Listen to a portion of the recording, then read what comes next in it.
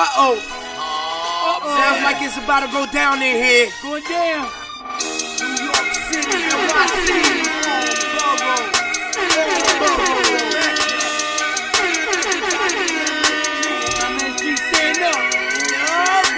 Brooklyn, Staten in the Bronx. Manhattan, Queens, what you want? We want the Knicks. We want the Knicks. We want the Knicks. We want the Knicks. Brooklyn, Staten in the Bronx. Manhattan, Queens, what you want? We want the Knicks. We want the Knicks. We want the Knicks. We want the Knicks. New York City. New York, if the Knicks is in the Mecca, yeah, let me hear you give it up. The Knicks is in the Mecca, yeah, let me hear you give it up. The Knicks is in the Mecca, yeah, let me hear you give it up. The Knicks is in the Mecca, yeah, let me hear you give it up. We back, we back, we back, we back, we back. This is New York City, home of the Knicks, baby. Yeah, we back on track. The Mecca's going crazy, rim rocking, shot blocking, boy, we are not stopping, aiming at that chip with a bullseye on the target. It's been so many years, that's how bad we really want it. From the city to the garden, we all be blue and orange, and everybody's starving. Hell yeah, hungry for a ring. Got a team full of hungry hoopers, all going in. We back. A minute remaining. Brunson at three.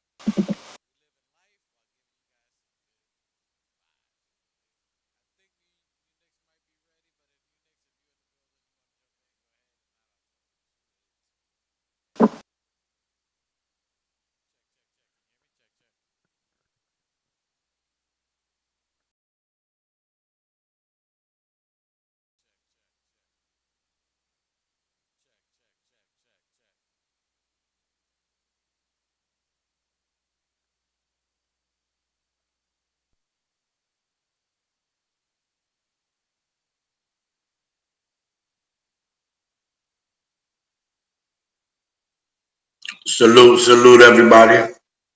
Welcome to the TOF. Sorry about the technical difficulties. But when my brother's driving, sometimes that might happen on and off.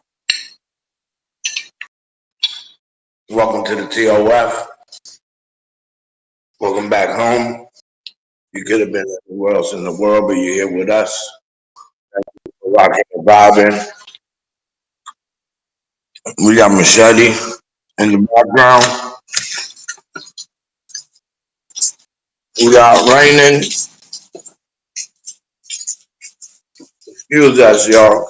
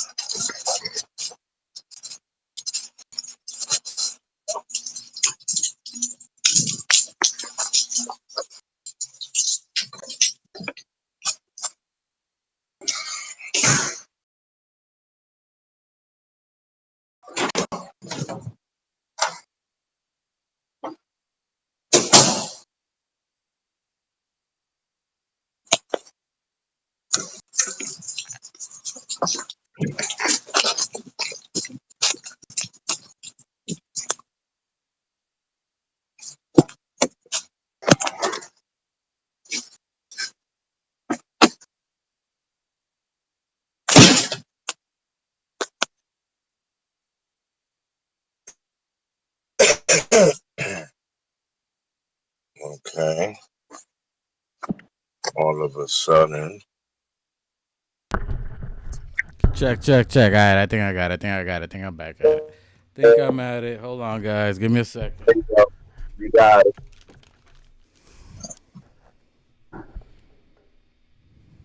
Salute everybody. Salute.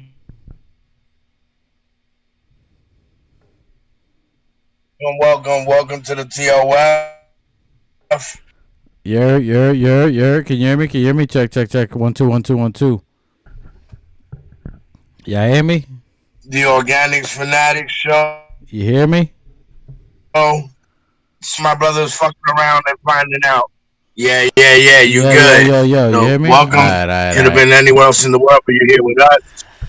We here. All right, I'm back. My bad. Look, we gave you a little entertainment. Hopefully, y'all didn't leave. You're back here. Gave us a little time while we at it. It's your boy. Let me start it again. It's your boy, Ruel. Welcome back to the Organic Fanatics here. We had a little technical difficulty starting off, and that's just to let you know, if you get too much rest in between games, you can have rust. Apparently, that's the thing.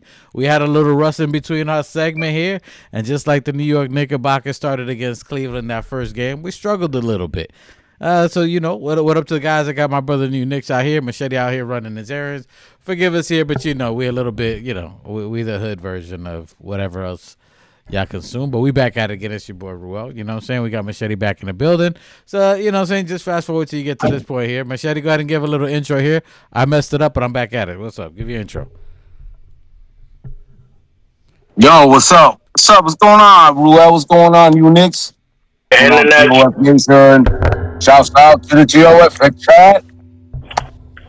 Going on, fam? Good. Salute. Another rested day. I hope everybody enjoys their weekend. You know, shouts out to everybody out there in New York City, all over Knicks Nations, especially OKC fans, Spurs fans, and San Antonio Knicks fans. And let's talk some Knicks. God bless. Yeah, well, let's go at it. We apologize again for a little inconvenience, but hey, whatever. If you're here with us, you know it's about entertainment all the way through. It ain't gonna be a TOF show if everything's perfect. We gotta make it a little bit, you know, a little bit crazy on here. But today, if you're looking at that thumbnail with Mitchell Robinson, como está cana, Mr. Jordan Clarkson holding the trophy, it's the others about it. And if you look at that trophy, there's 2 trophies here. Like the 2 trophies we got this year, but we got one more to go. Unfinished business here, New Knicks. First of all, let's talk about it. The New York Knicks are now officially the Eastern Conference Finals champions. First time since 1999. 27 years. We've done it in dominating fashion by, as New Knicks call, the big brooms out here. We got double brooms on 2 people in the Eastern Conference. 11 games in a row in this playoffs. Guys, how is that looking to you guys that after so many years, we finally got it done? Obviously, we know there's more to go, which we'll talk about now. But the fact that we got this big hump over us right here, New Knicks, while you take your power nap thinking about how you're going to be here, right? New Knicks. Hey, guess what dream my brother's in? Yeah. Listen, it's finally gonna get here. You know, should have been here last year, but our bench wasn't as deep, so it is what it is. But we're here now. Yeah, I mean, it's just a great feeling. I feel happy for the city. I feel happy for all the fans that have put in their effort and traveled to all the games out in Atlanta, Philly, Facts. Cleveland, San Antonio, Oklahoma. I mean, I think the energy of the fans coming out and showing their loyal support, you know what I mean, as a real Knicks true diehard fan, you know, there's a difference between liking your team and loving your team. I'm pretty sure I can speak for every Knicks fan. Yeah, we love our squad. We definitely love our squad. So, yeah, it's great to see, man. It's great to see the city excited. It's great to see all the analysts, media people, everybody that has something to say that shitting themselves now and you know, apologizing for their stupid thoughts. So some of the apologies are accepted, some of them aren't. Yeah, I mean, but It is what it is. We always been slept on, and we finally here. Okay, I like that. Machete, your thoughts on the New York Knickerbockers winning the ECF? Your thoughts on that? Well, I like to say it was what it wasn't to Hmm. all these people out there talking shit, talking about you're New Yorkers. Are you a New Yorker? You're from New York, Manhattan, especially. You're not a Knicks fan. I don't get that shit. Suspect. Sus, sus. But we're here to You show and talking about prove. Cameron and Mace? You talking about Cameron and Mace? Like it was what it was when it wasn't what it was? Something like that? It isn't what it Well, is. It isn't what it is for sure. it's whatever right now. And it's like you said, all these people who were talking smack and that didn't have faith like we have, like we're the organic fanatics. We love our Knicks so much that we got together as a family and got a podcast that thanks to you guys, you listeners out there. Shouts out to the chat, everybody out there. Worldwide, all over the place, all over Cleveland, all over Philly, all over Atlanta, all over Oakland, all over San Antonio. Shouts out. The We said it Philippines. first, and so we love our team so much. We got a great squad right now. We have a coach that I have confidence in. Who's going to take us forward. Let's go Knicks, man. We're just waiting for the outcome to see what's going on. Now, we even talked about how these guys are going to drag it out 7 games, and we just basically going to bring out the big runs. All right? And you're lucky I'm Well, not pitching right now. I wanna address a lot of the fucking professional sports analysts and media people that at first said Atlanta was the problem, that they were gonna stop us. Then they said that Philly had the Brunson stopper, and B was healthy. There's no way Paul George is looking like playoff P. I mean, we've heard it all from every fucking team that we come across. And what did we do? We got the big brooms out. We swept them. And I'm not going to sit back and be shook and say that I know we're going to sweep the next team that come across us. The brooms are still outside. The brooms are active.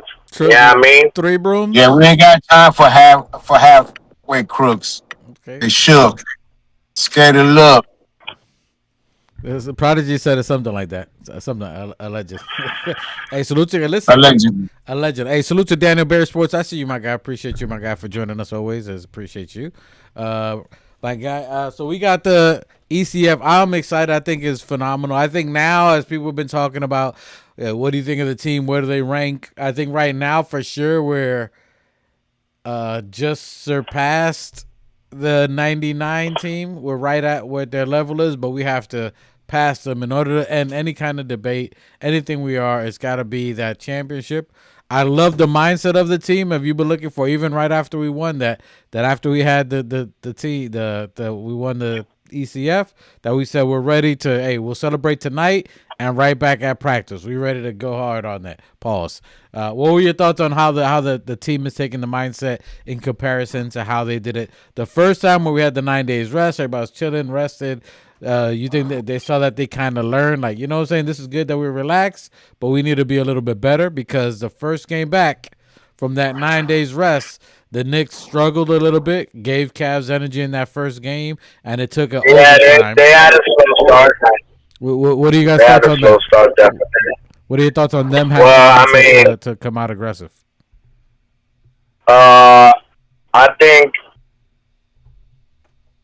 I think the Knicks have a sour taste in their mouth from last year.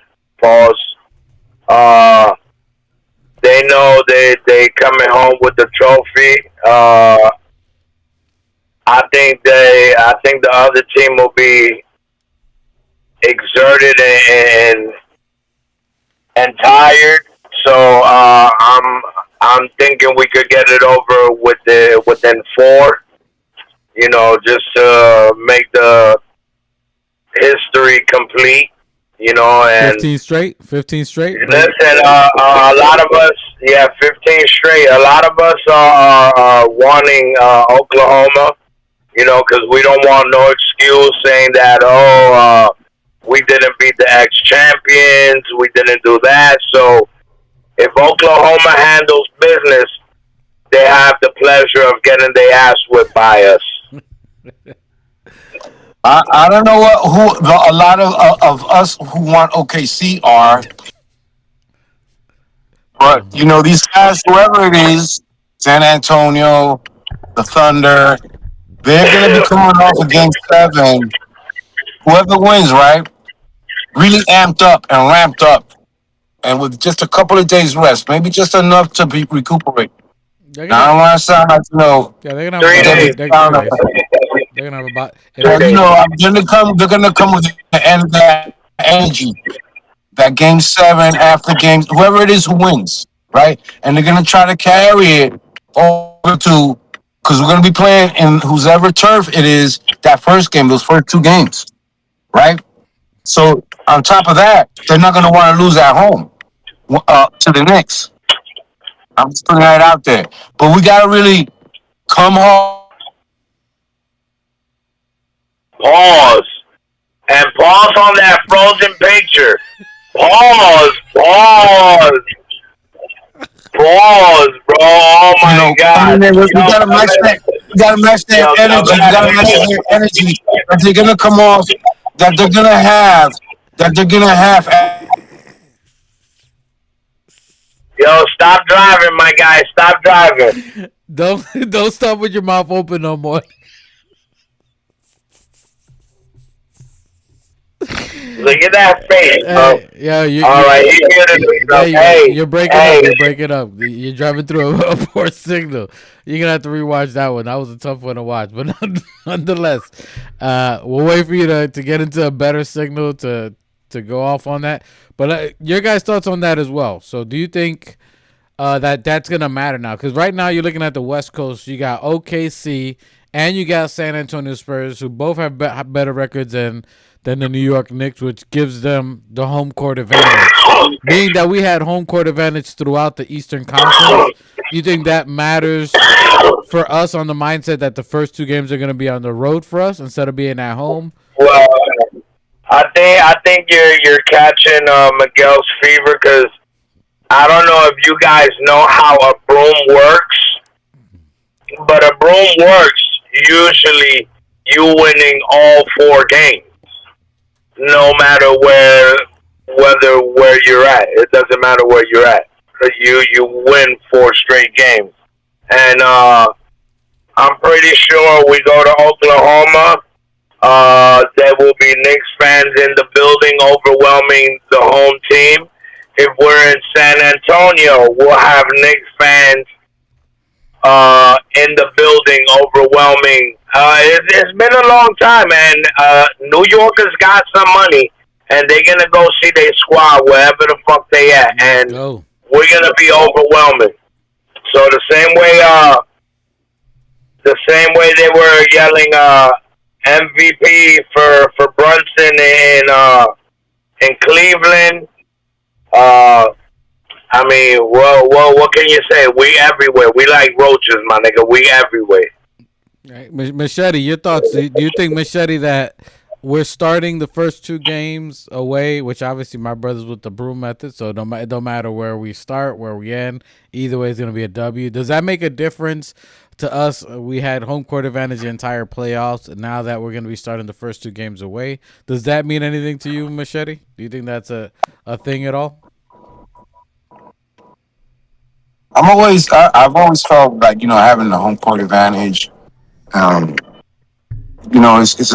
been the seventh man. Having the crowd behind you over that energy. It's a testimony at MSG when the crowd's there, right? It is. Could you mute yourself, please? Mute your mic, next. Mute your mic. When you're playing at home, it's advantage. It's going to be an advantage for whoever it is. If you're playing against them in OKC, that crowd's going to play a part, right? Or especially when we go into Texas, whoever we play, the Houston Rockets or the San Antonio Spurs, the crowd is a factor. So having that, and I don't know why it's set up that you. Well, I mean that you play the first two games You, at home, you said the and then you Houston go back and Rockets? forth after that. But it is what it is, and it's gonna be what it wasn't, right? What everybody's saying, what all the other talking heads are talking about. So we'll see. I don't think but it's like okay, it's everything's got to be like evenly matched somehow, right? So we've rested, right? But the first two games are gonna be over there, wherever it is, right? So it kind of balances out, right? They have the edge like that, and we have the edge like this, right? So then, and then the other factors, right? They're younger, but we've got rest, right? They're a younger group, they're the champs or whoever it is, but we got rest.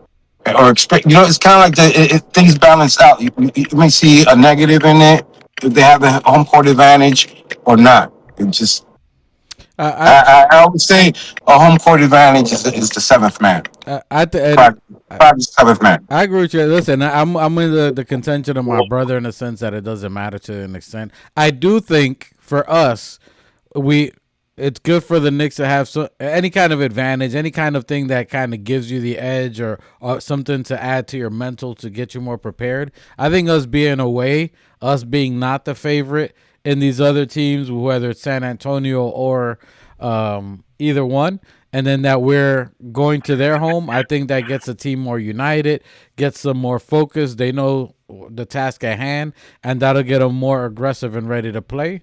So I kind of like that edge that gets them a little more prepared and ready to go. The fact that Kat was saying that right after we win the Eastern Conference Finals, that they want to go right into practice and be ready. They saw how the 9-day layoff of mostly resting kind of affected them and took them off rhythm and timing that we said. So I think the fact that they're being ready is a good thing. I don't know. I don't see it as a disadvantage. I think it's almost an advantage for us Listen, mentally. Go ahead, Knicks. listen. I've been watching a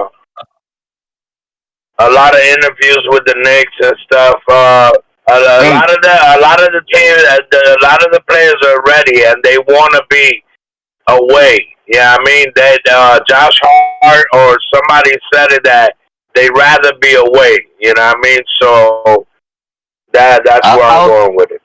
I was gonna say that I was gonna follow up what he said. I forgot to mention that. Yeah, I even heard Jalen Brunson. Even they feel that it's easier playing away, which is what I've always said. I've always said that. Even though we have a really good record, but I even said that last year when we had a really great away record under Thibs because of the pressure of playing in MSG. The pressure and everything going on. It's easier playing away. That's why we have a really good or we have a good away record, and the guys Let, have said that is easier playing away than it is Hey, playing so at MSG. salute to the chat. Salute to the let, chat. let, Hold on. Salute to the chat. I like a uh, referee. I'm gonna blow the whistle because you're getting a tech. Salute to Tech in the building. We got our first the subscriber from last time, Mr. Long Term Tech. Tech is in the building. He says brotherhood, some break. Mitch is salute. he's talking about Mitch. We'll talk about Mitch in a second. I'm gonna read that comment in a second once we get over to Mitch. But right now into doesn't matter. New Knicks doesn't. It doesn't matter if we're away for 2 games. To New Knicks we could be away 4 games. Being away is just like being at home. Don't matter. Listen, listen. It's not a thing to the squad. Is nothing to nobody. I mean, it's almost like, see, with me and the Swedes, it's like when I get to a basketball court, for us a sweep is 7-6. Yeah, I mean, as soon as it's a shutout. Yeah, I mean, that's all. That's all these guys want to do. And if we play how we're supposed to be playing, right, and we start off hot, the way we've ended these playoffs should be the way we enter it. So I mean, starting off with punching them in the mouth and keeping their foot on the gas. Yeah, I mean, keeping their foot on their necks and continuing it that way. And if that's the case, then yeah, I see. You see these teams are tired. They're barely scoring. They're scoring scores that were back in the 90s and maybe the 2000s. They're barely getting over 80, 90 points. Talk that. I mean, we do that in our sleep. We do that at halftime. So if we do that at halftime, the way we normally do it, yeah, I mean, that means everybody playing five Verado. You play five Verado all the way out and get it over with. And yeah, we should have an outcome. Now, go ahead. Finish up. You should have an outcome one. No, we should have an outcome of how I've been saying it. You know, I called out the last score for the Knicks game. I said 140. They came in 130 something. You know, I was kind of close. And a lot of the things that I've been saying throughout the season on the pod, people say, you know, it's exaggerated, it's crazy. I sound like a lunatic. But we've been making history. We've been making history all season, and I've been calling it. So you can say what you want. You could call it crazy, but what we call it is making history. Let's go. And it's going to continue. Facts. Unfuckable. For page 3, that's on page 3 of my brother's book, the Dictionary. Go to my brother's book, the Dictionary. Page 4 is unfuckwittable. That's one of the key words out there. What do you guys thoughts on Mitch? So now that we're sitting here waiting for the team. We see San Antonio Spurs. We see OKC. They're going to a game 7. They're finally getting it together. We don't care who it is, whatever team it is. Dude, we'll talk about Mitch real quick, and then we'll talk about the different matchups or what each team imposes on here. So Mitchell Robinson breaks his pinky, which it looked like he was shaking it off before, like in the game, and I thought it was in the game when he injured himself. But Mike Brown in the press conference earlier today said that it was not at practice and it wasn't with the team. So he was doing something out there. He was doing something he wasn't supposed to be doing, and and smashed up that pinky. Maybe he was changing the oil and the hood slammed down on I don't know what it was, but nonetheless, it wasn't terrible. I don't believe that. It looked like he fractured it during the game. But Mike Brown, you're calling your coach a liar? The one that you glaze? Just glaze? The Knicks were always like that. The Knicks were always secretive about injuries. They're not going to let the other side, the enemy, know what's really going on. If he's a broken finger, if he's fractured, or what the degree of it, if he's going to play, or if he's going to play or not, or how they're going to or how Mike Brown's going to utilize him. They're not going to give you the secret. They're not going to give it to the media. They're not going to be honest. You saw him in the press conference. Well, I don't know. What was it? Come on, man. You know, you're not going to know exactly what happened, you know, as a coach. You're not going to know right off the fucking rip. Yo, the guy's not going to walk up to you and be like, yo, you know, oh, even if he's walking back to the bench, something happened. Or what was that when you shook your hand like that? It looked like you were really hurt. They got it on camera, bro. I'm trying to look back at the game. I want to rewatch the game. I saw it too, but Mike Brown. Was it his right hand? Was it his shooting hand that he shook off? I didn't get a chance to look at it, but I'm just saying. I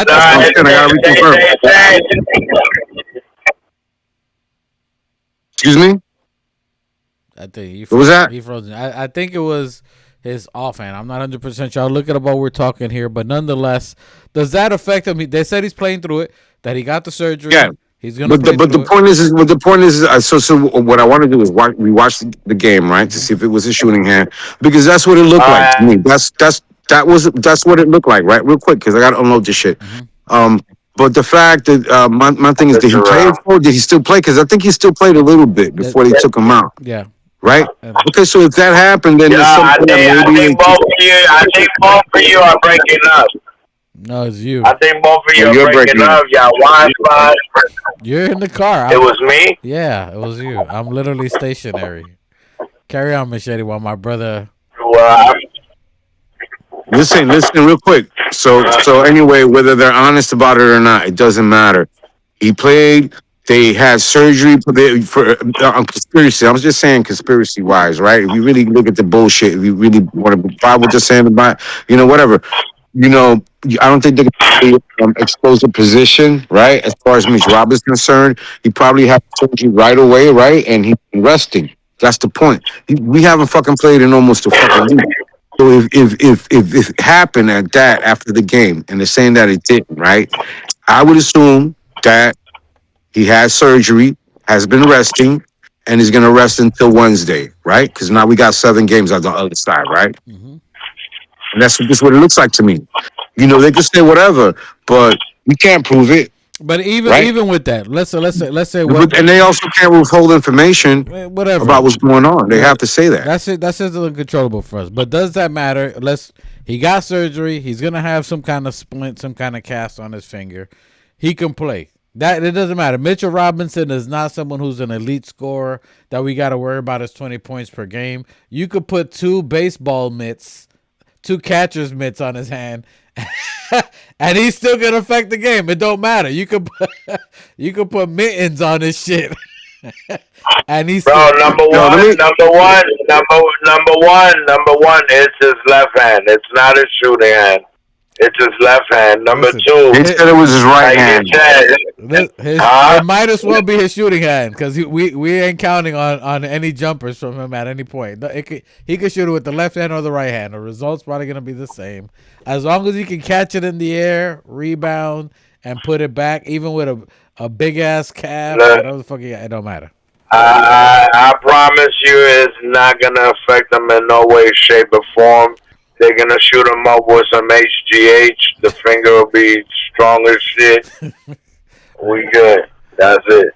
Hey, and he said it before. Even when he felt terrible when he had when he got his foot broken, that he couldn't help the team out in Indiana after that Philly series. So he remembers all that. He remembers training through the playoffs and having the surgery. So if it's up to him to be able to play, he's gonna go out there and play. Especially with what he's been going on. So to Mitchell Robinson with the mental issues, you got things going on that he don't want to talk about. But when you're going through that type of shit, you want to play with your brothers. That none's gonna motivate him more, especially if he's going through shit in life, to just distract himself and play ball. Oh, where's everybody getting this shit from? That he's having He some said sort it. of He fucking. said it. He said it, and he put a post. I follow him. He did. He put it.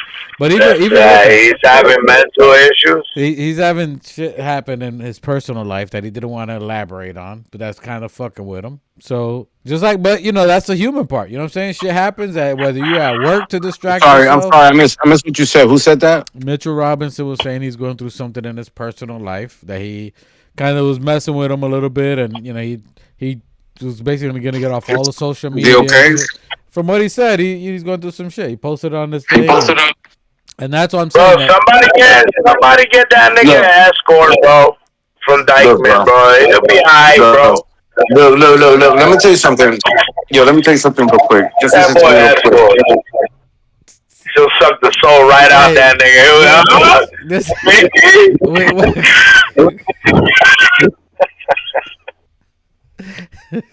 I do not approve of my brother's strategy. It may work, but I don't approve of it.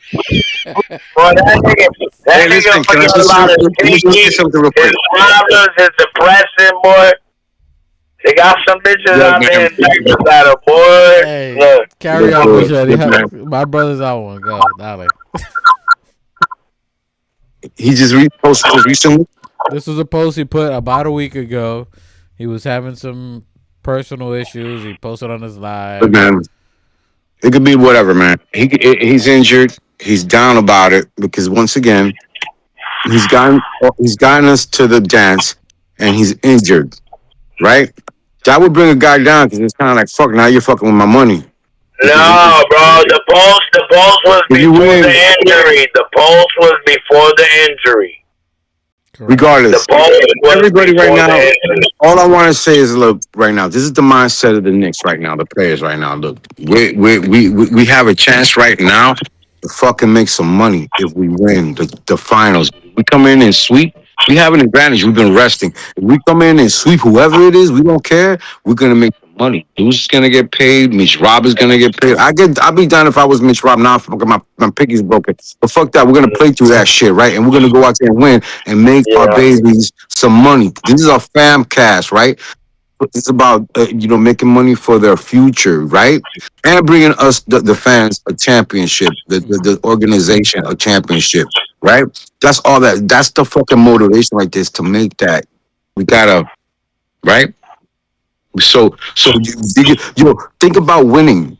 That's all. You're gonna win. You're gonna win. You're gonna win's gonna cure all your ills. Think about that statue they're gonna put in front of MSG. Listen, That's what they gotta think about. They gotta put a statue up there, the boys. For Mitchell Robinson, listen, considering everything he's went through, it's a contract year. This is the best time you want to play. Listen, if Josh Hart played with the nano hand for a whole season, listen, you just bandage that piece up, tie it next to the ring finger, and that's it. Get some rebounds. That's it. And I don't think it's going to be a problem. Mitchell Robinson, I put him on the thumbnail with the trophy because he is a championship piece. Without Mitchell Robinson, Get it. You put him on the thumbnail. No, never mind. His pinky nail. That was close. He made a pinky promise that he said no matter what he's gonna play. He's gonna play with us and he's gonna compete, and that's what I expect from him. I don't see anything different. 3 days rest besides the surgery, being with the team, getting some shots up, feeling how it feels.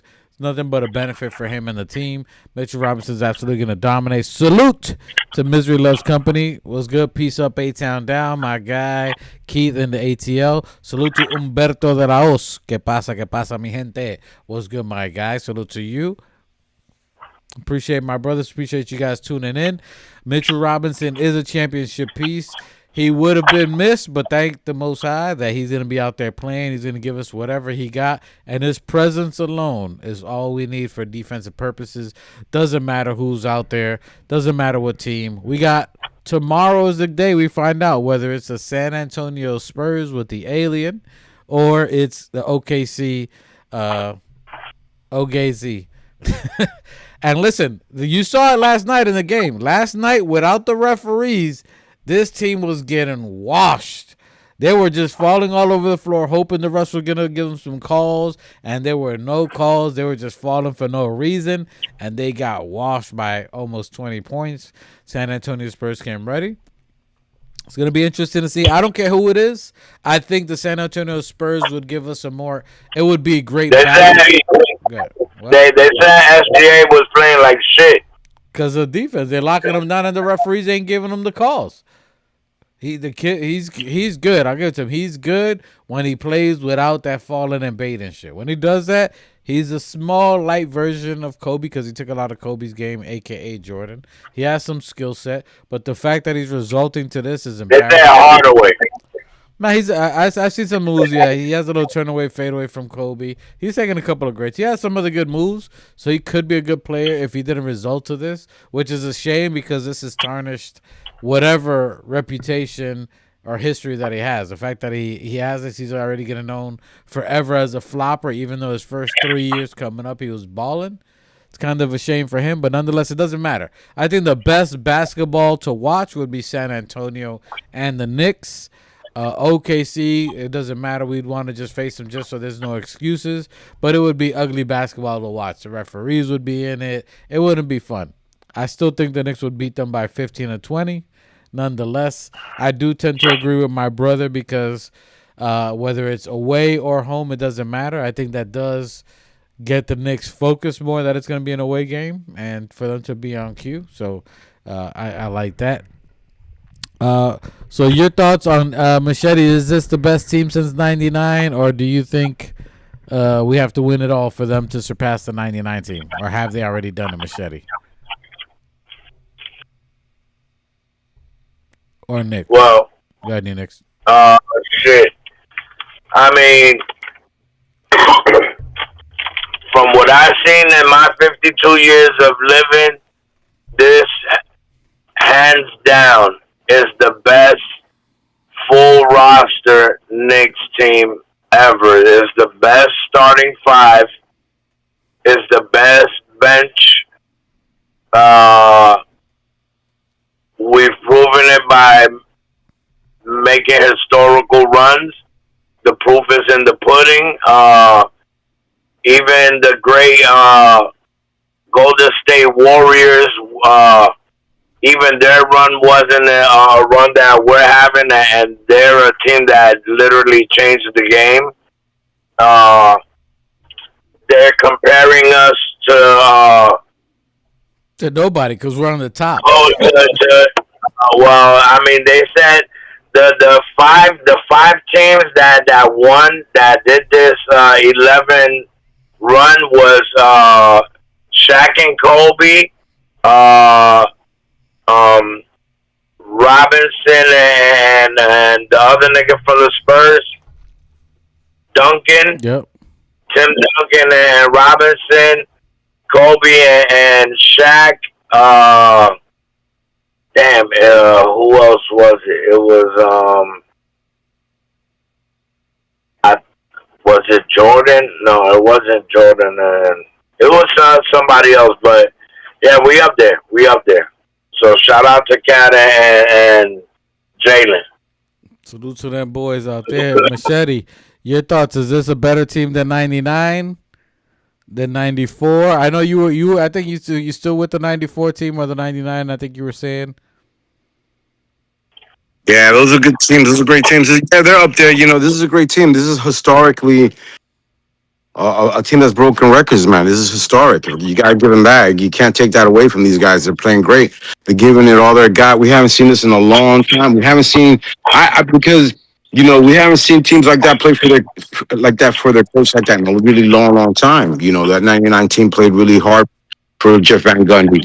It's almost akin, at least to that, because it's almost similar to where the scuffle that happened with Mike Brown getting knocked down when Van Gundy was underfoot. It's almost the same thing. So comparing to that team, they're playing for their coach. They're playing for their city. But people have said that MSG was loudest back in those days than it is now. You know what it is, but it sounded a little bit louder. That's what I heard. I was there, but I've heard. I think my Breen said it in an interview I heard the other day. He said it was a little louder back then. We had a little more bass in our voice than these bitches. Well, I'll say one thing. This is one of the teams, and I want to give a shout out to James Dolan for assembling this squad, how he envisioned it, because they're almost a damn well replica of the Detroit Pistons with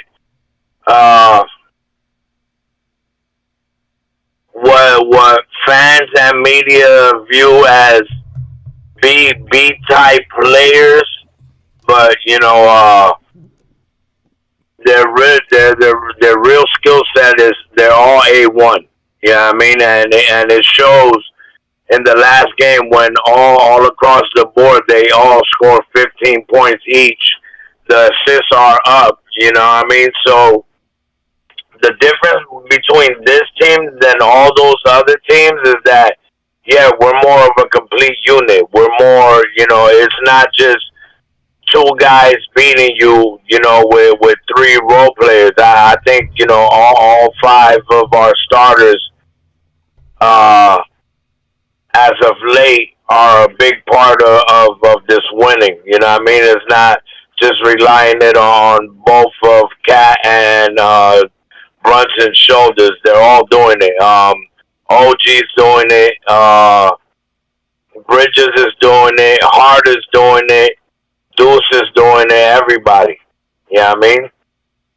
So it's just like that little rant I went on that when a little semi-viral, I said it. I told Brunson when I was a little bit upset at him is that, all your guys on your squad can ball. Like, give them the chance to. And he finally did that. Mike Brown finally listened to us and put Cat in the position of stretching out the floor, which we've been calling out since last season. Cat was brought here to stretch the floor out. We barely saw it with Tibbs. It was something instrumental that I wanted to see with Mike Brown, and it took him about 80-something games to get the gist of it, but I'm glad Cat called Mike Brown out and told him, hey, let me play the position I need to play, which is, facilitating more than scoring, because Mike Brown wanted him to be, scoring big, like Jalen Brunson, and that's not his strong suit. His strong suit is facilitating the team. Yeah, I mean, and with his height, his IQ, and his vision, it's really unstoppable. Yo, let me give you guys a stat that no one's brought up. I'm pretty sure no one's brought up that I was thinking about, which is pretty amazing. Rick Brunson and Jalen Brunson, if I'm not mistaken, are the first father and son duo to win the Eastern Conference Finals championship on the same team, 27 years apart. No, don't cut. No, you ain't say that. No, you taking my shit from the chat. I said that in the chat. You were reading my shit. Anyway. No, bullshit. Because Mike or somebody posted something about the fathers of the NBA. Machete posted that. But not... Of a few fathers in the NBA. And in the chat, and I even put a post. And I even put a post in my story, and it said, Jalen Brunson and Rick Brunson is the best NBA father-son duo in the NBA and headed to the finals. Yeah, but that's not what I said. Though. I said the first father and son basketball players to bring a championship and the Eastern Conference Finals to the same team. Father-son duel.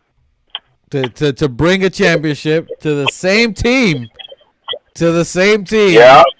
And from one period to another. So the last time the Knicks even had it, Dad was on board. That's a kind of crazy stat.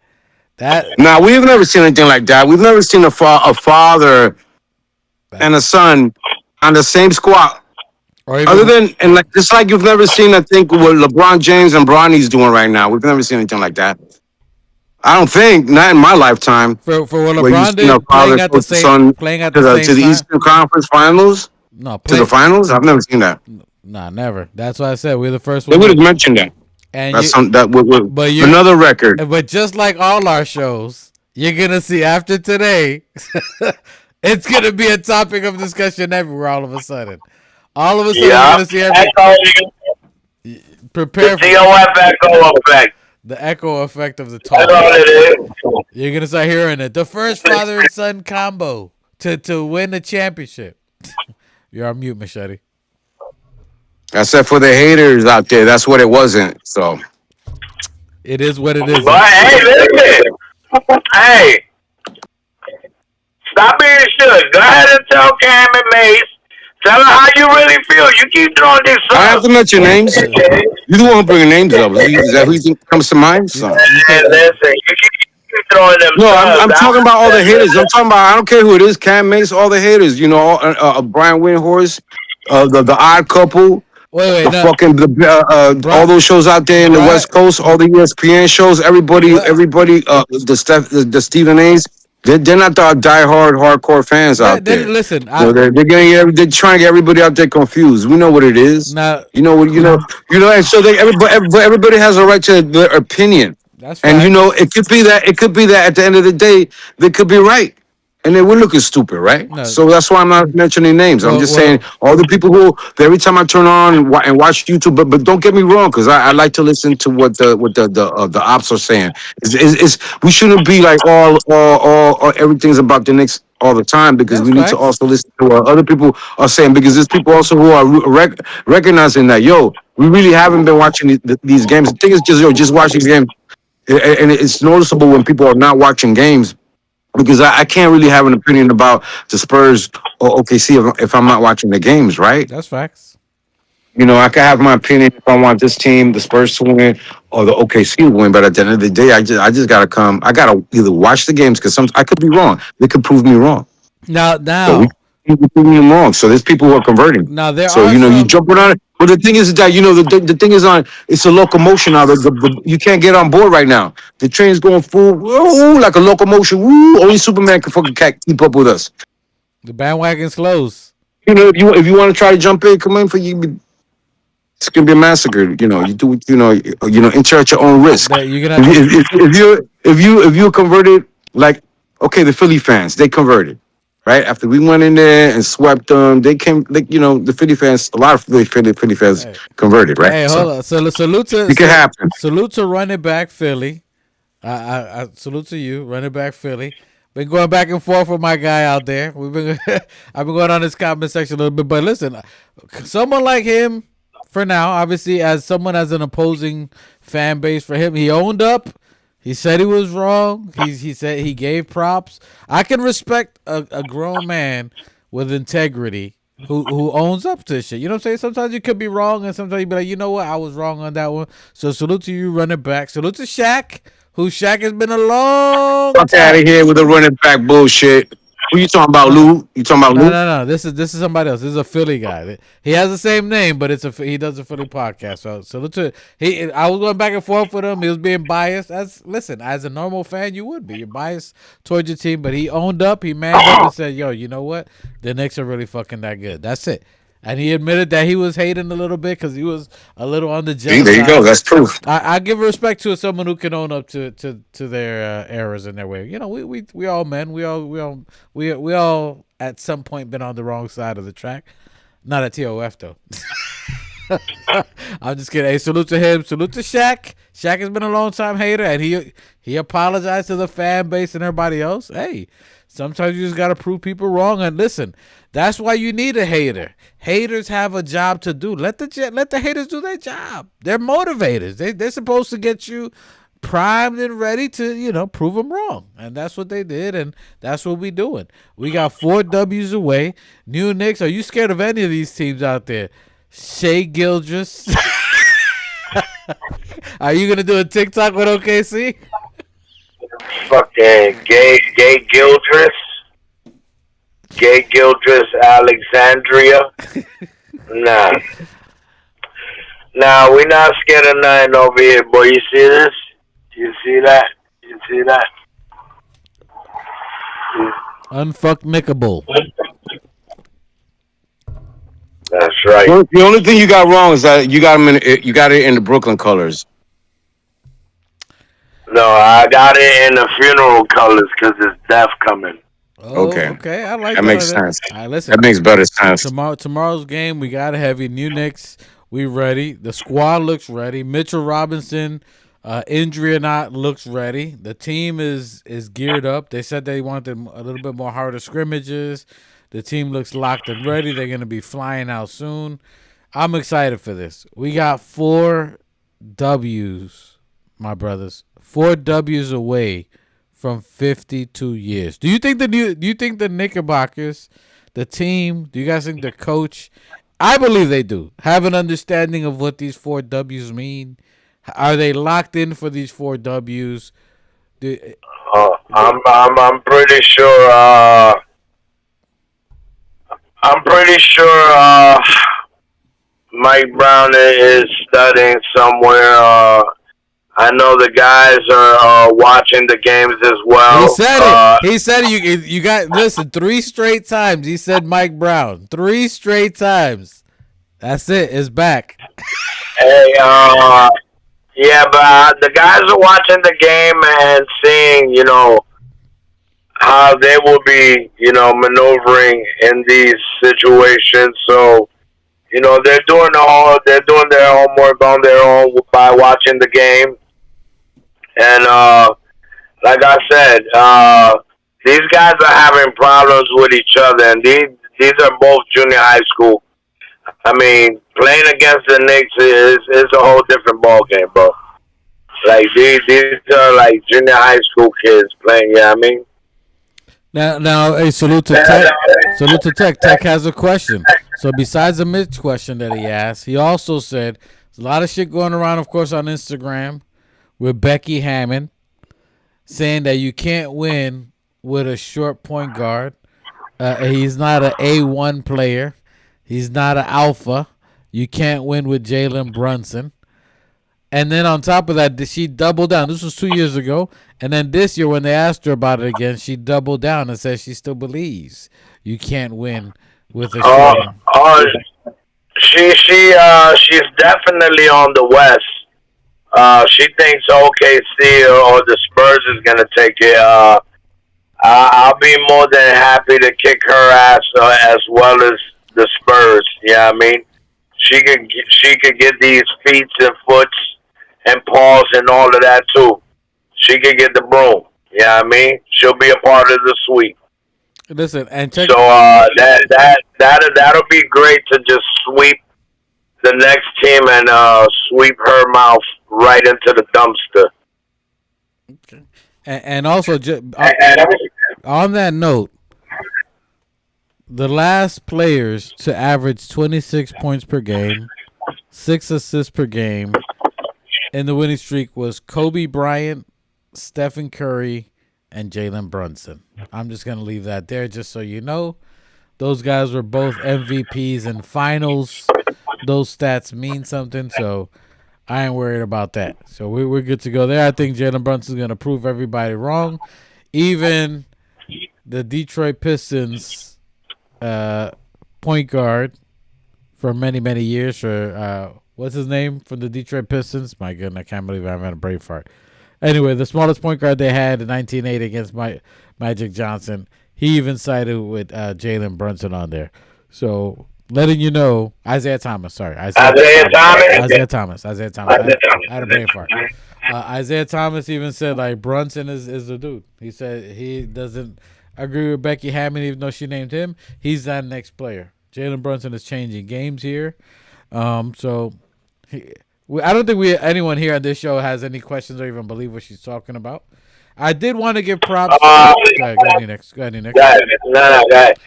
I just want to know what point guard in this era that we playing in that has a game like Jalen Brunson when everybody has an outside game. He's fucking niggas up with the mid range, the driving, and the footwork. There's not that many guards. You know, he has such a different style of playing from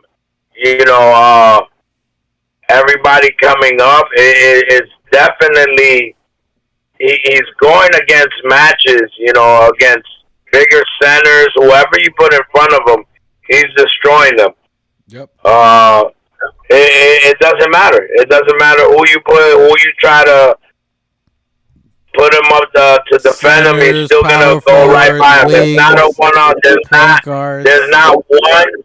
not one one-on-one person that can stop Jalen Brunson. That's facts.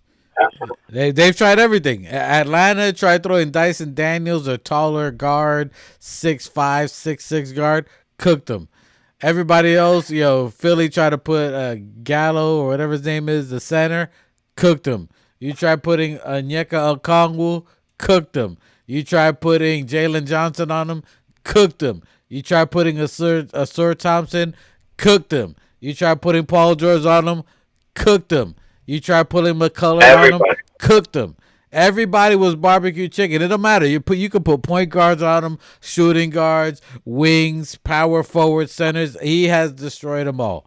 It doesn't matter. Wembanyama, when we played him, he got 61 on Wembanyama. Listen, y'all forgot that? He got 61 that Wembanyama threw the ball to the sands. He was so mad. Listen. If it's the Spurs, we got history with the Spurs. Unfuckwittable. If it's the Spurs, my squad is unfuckwittable. See, this is the thing. A lot of these teams, they got two good players. fucking around with the Knicks, we got fucking 10 great players. That's the difference. 15, but we'll give 10 really great. 10 really 15, great. I mean 10 great. 15 really fucking solid. Good. Really fucking good. Really fucking good. Historically good. I mean, historically. Those other 5 that you're leaving out, each got 7 3-pointers in a game. I'm just saying, in this season. Yo, even our backups to the backups could have a team by themselves. Fuck around with Kolek. Kolek has had 14 and 10 assists against, I think, the OKC. Listen, we got depth. That's what the shit that they didn't count on, the depth. I do want to give props to the New York Knicks as an organization. The New York Knicks as an organization. This is shit that we do, okay? Just so other fan bases understand, other teams that you don't hear about this. The New York Knicks fan base. Salute to James Dolan. James Dolan does some shit that people hate and discuss, and that they try copying the style all the time. But salute to the New York Knickerbockers. MSG announces the Knicks are donating 500 plus NBA Finals tickets to underprivileged families. How fucking amazing is that? To people that can't afford it, underprivileged, to know that they are the heart, the blue collar of New York, that is fucking amazing. Salute to Dolan. Salute to Dolan. Salute to Dolan, front staff office. Salute to Dolan. That is huge. Word up. Yo, I was just saying 5 minutes ago, yo, shout out to him for dreaming of a team like the Detroit Pistons and actually getting the right people in place to execute what he had visioned. So if it wasn't for James Dolan envisioning... Nigga, you said Detroit Pistons? Yeah. What? You said Detroit Pistons, bro. Yeah, James Dolan said he wanted the team that he wanted was like the old school Detroit Pistons with Chauncey Billups, Prince, Ben Wallace, Rasheed Wallace, and those caliber of players that weren't a all-star superstars. My bad, I was running this phone. Fringe all-stars. Fringe all-stars, like to make it a team and not all just all-stars. A team of... Yeah, so I mean... Hey, my bad, I was running this off. That's great. That's great. Yeah, we got a squad like that, bro. We just got to run it. James Dolan, that's what I said. James Dolan put the energy in the air that was the team he wanted. And once he knew he had the right people in place to put it together, I mean, they did a marvelous job. Shout out to Leon Rose. Shout out to the front office. Shout out to everybody that has gotten us to this point and put this together for us. Bro, can you please listen? You're gonna every year, it's been a upgrade, a bigger and a better move. It's been moves that we haven't seen coming. It's been the silence, the non-talking, you know what I mean? And it's set forward such a standard to live by that the next group of players that come underneath our starters know where our standards and our culture stands. Hey, love it. Hey, this is not OSHA approved. Machete squinting is not OSHA approved technique. Squinting does not replace safety glasses. Please wear your safety glasses. The squint technique doesn't work. Is he hammering the saw? Listen, no. Goddamn saw. Hey, let me. Yo, that's violent. This nigga is, he had enough of that deck. Yo, You Yo, had a hard day at work, bro. son, Sometimes you got to figure out ways to let out your frustration. God damn, boy. When you mad, fix your deck. You know, all about it. Your deck, not your deck, not your dick. Either way, let out the aggression.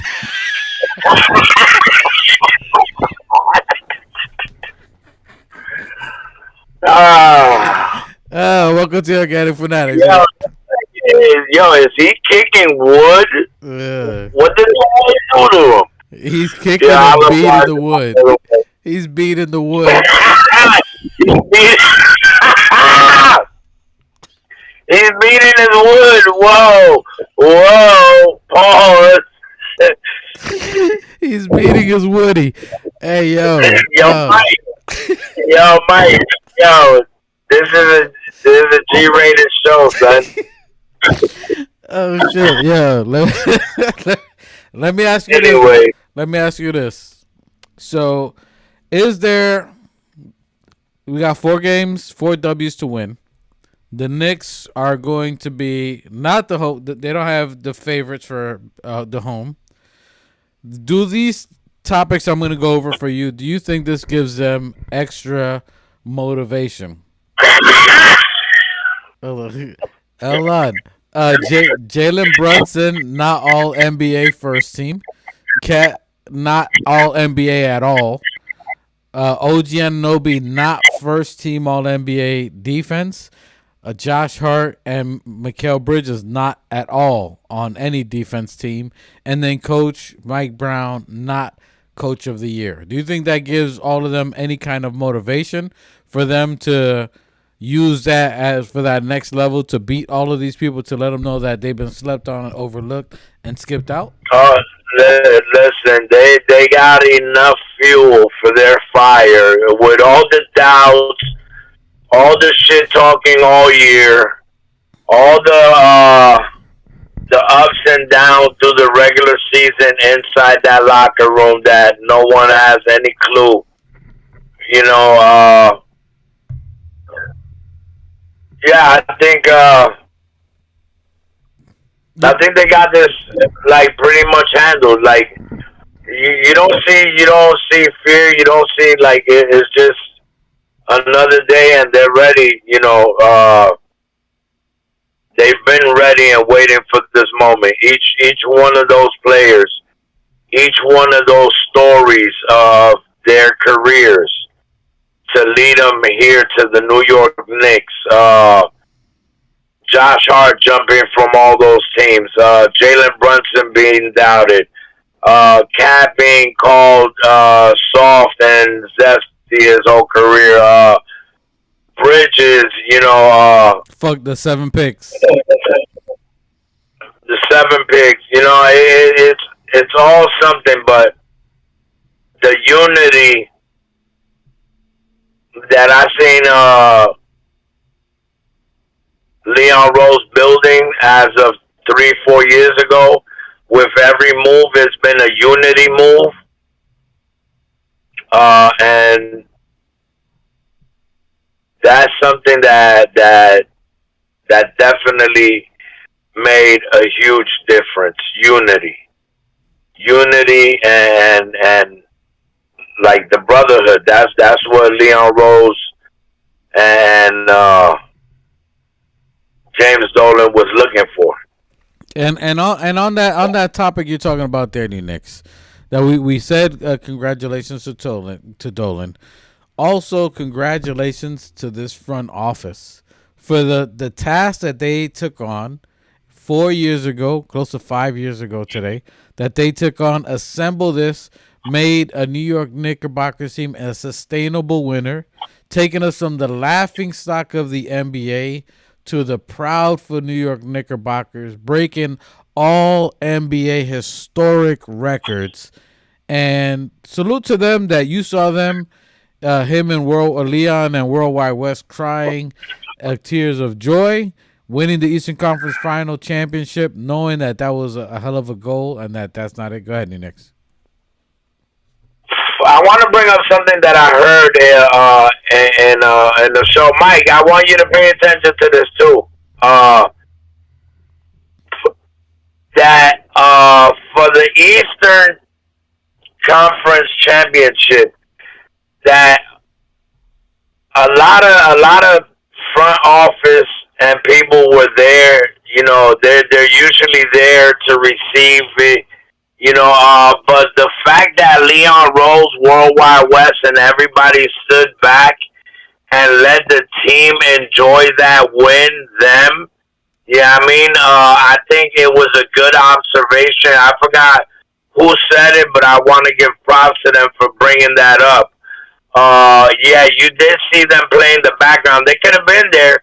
They could have been there to receive it. Hey, you know what I mean? But they say, hey, let the guys enjoy this. Let them have, you know, their moment. This is all about them.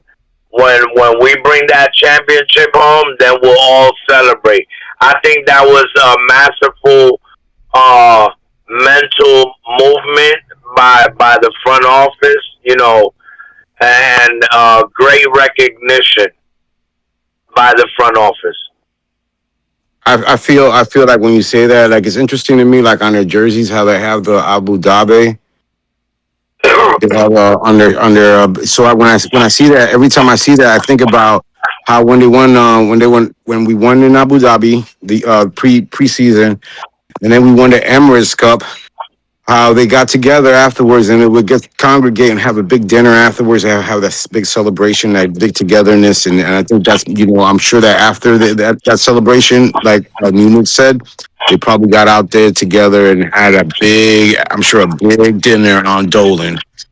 And so that's what I think about every time I see that yeah, how they get together as a family, all of them, I would imagine, and just eat, and everybody eats like we're all gonna eat. Listen, I agree. Listen, one thing I had to say: bringing a winner to New York City as our point guard, and bringing in Josh Hart, another winner, and bringing in Bridges, another winner. Yeah, I mean, I think that nucleus right there had something of a difference. It made a difference because we won the cup, we won the Eastern Conference Championship, the ECF. Guys, we're used to winning. They know what it is to win. We're used to this. We won the cup, we win a dinner, trying to handle business. We won the ECF. We had a little dinner, handle business. We're going to win the chip, come back next season, handle business. It's something that's, as much as the NBA wants to say, oh, the Knicks better get it now because, no. Let me remind you, we will be feasting. We will be feasting for the next 5 years. You will see us at that dinner table, eating as we supposed to. Salute to the front office. All that to say, salute to the front office, doing a wonderful job, a wonderful and difficult job that they had to figure out to get to compete. That, mind you, whoever we're facing in the West, all these other teams in the West have had nothing but multiple first-round picks. The San Antonio Spurs and OKC have had multiple first-round picks, minimum 3, and I mean top first-round pick, elite picks. For the New York Knickerbockers to be there, from turning trash to treasure, for Leon Rose to pick from the top pick that we had was RJ at 3. Everybody else was second rounders. Deuce was a second rounder, figuring out how to make these pieces work and what links in. Salute to Gerson Rosas to having the insight and connections in Minnesota to getting that done, to getting the cat trade. A lot of tough work from this team, and I'm in the realm that I'm not for fighting Knicks for Knicks. If you ever donned the Knicks jersey in any aspect, whether coach or not, that you are just a Knick. So salute to Thibodeau for setting the tough foundation that did the hardest work, in my opinion, to setting a winning culture, a winning establishment, a winning mindset, a winning philosophy. that leaned over. So salute to Thibodeau and salute to Mike Brown. I got to give it to Mike Brown for transitioning. We are all Knicks. They're wearing Knicks jerseys when we're winning. And salute to Mike Brown for taking the relay race. Tom Thibodeau handed the relay baton, and now it's up to Mike Brown to do like Sha'Carri Wilson and close this race. Finish off this race and get us to that W. Thibodeau. Well, I mean, if we really handing out flowers, then I think Steve Mill and Perry did a great job by picking up Mitch, Deuce, all the picks and saving our picks and not getting rid of our picks. Getting Randall from with a tough situation that Porzingis gave him literally an ultimatum of a week, and being able to turn to get a Julius Randle, and then that led to a lot of different things. So salute to Scott Perry and Mills. So salute to the front office in general. I mean, but all of them from past to present after that made a lot of successful changes to the Knicks being here. So you have to appreciate all those along the way that got us to this journey, and salute to the players for taking on that mindset.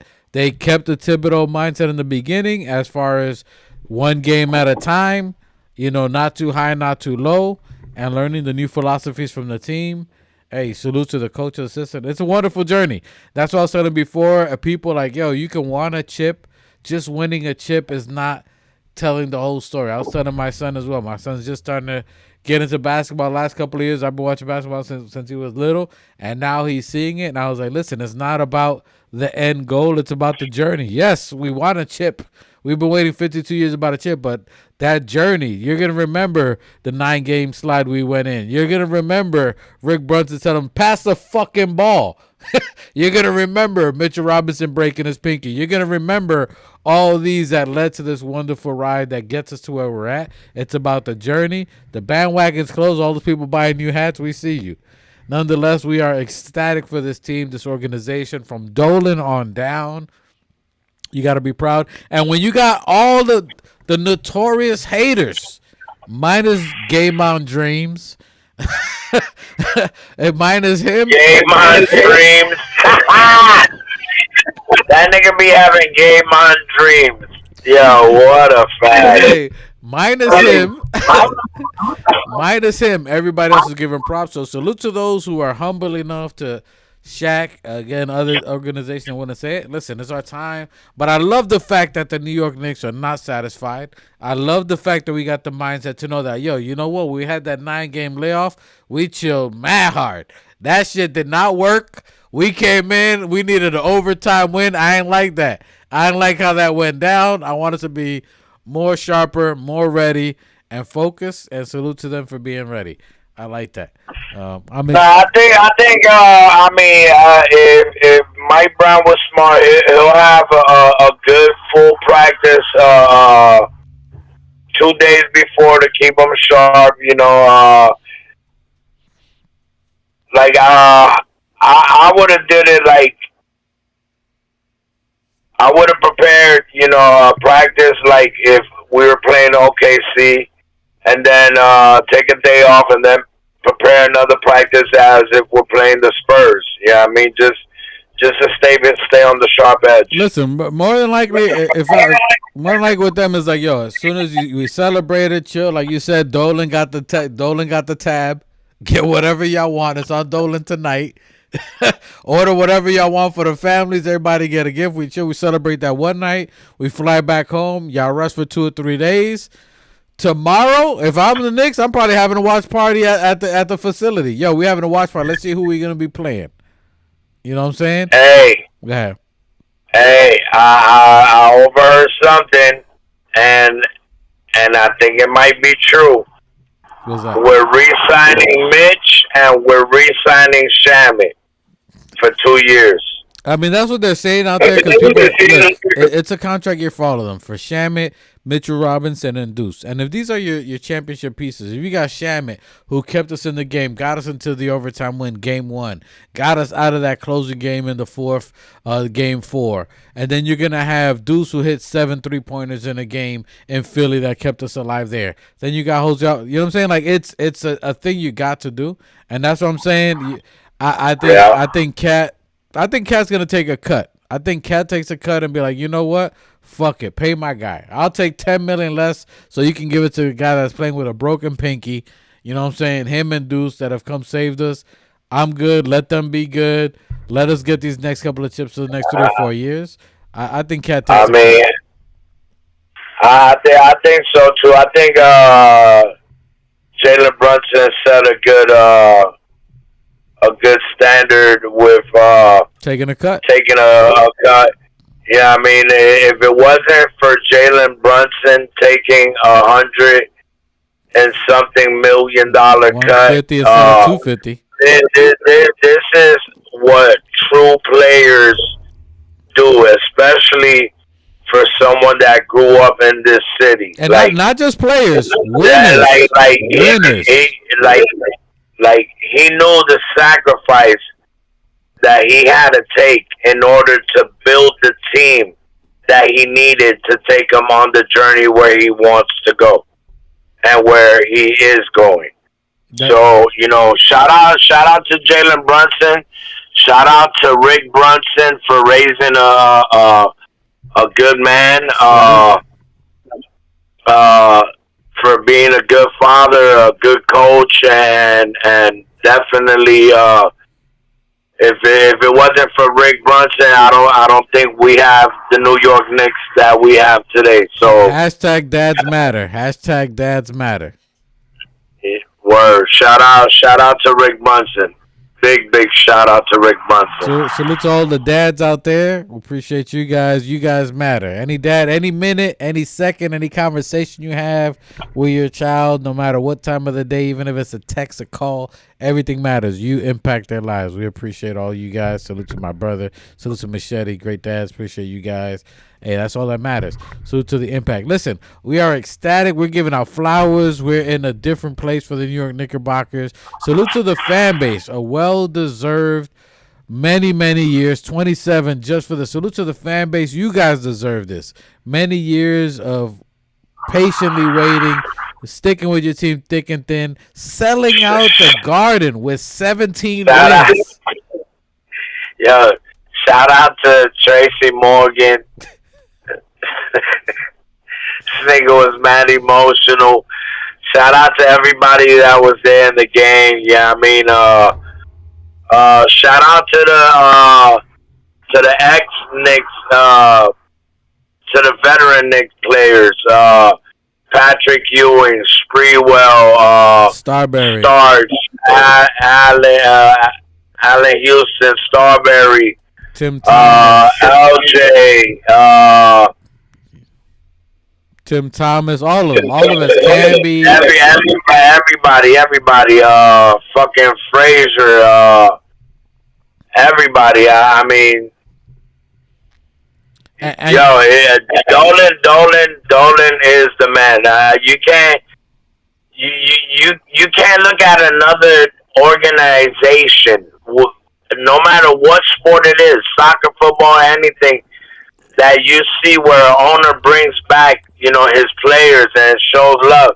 I mean, the only one thing I wish him and Oakley could definitely hash their thing out.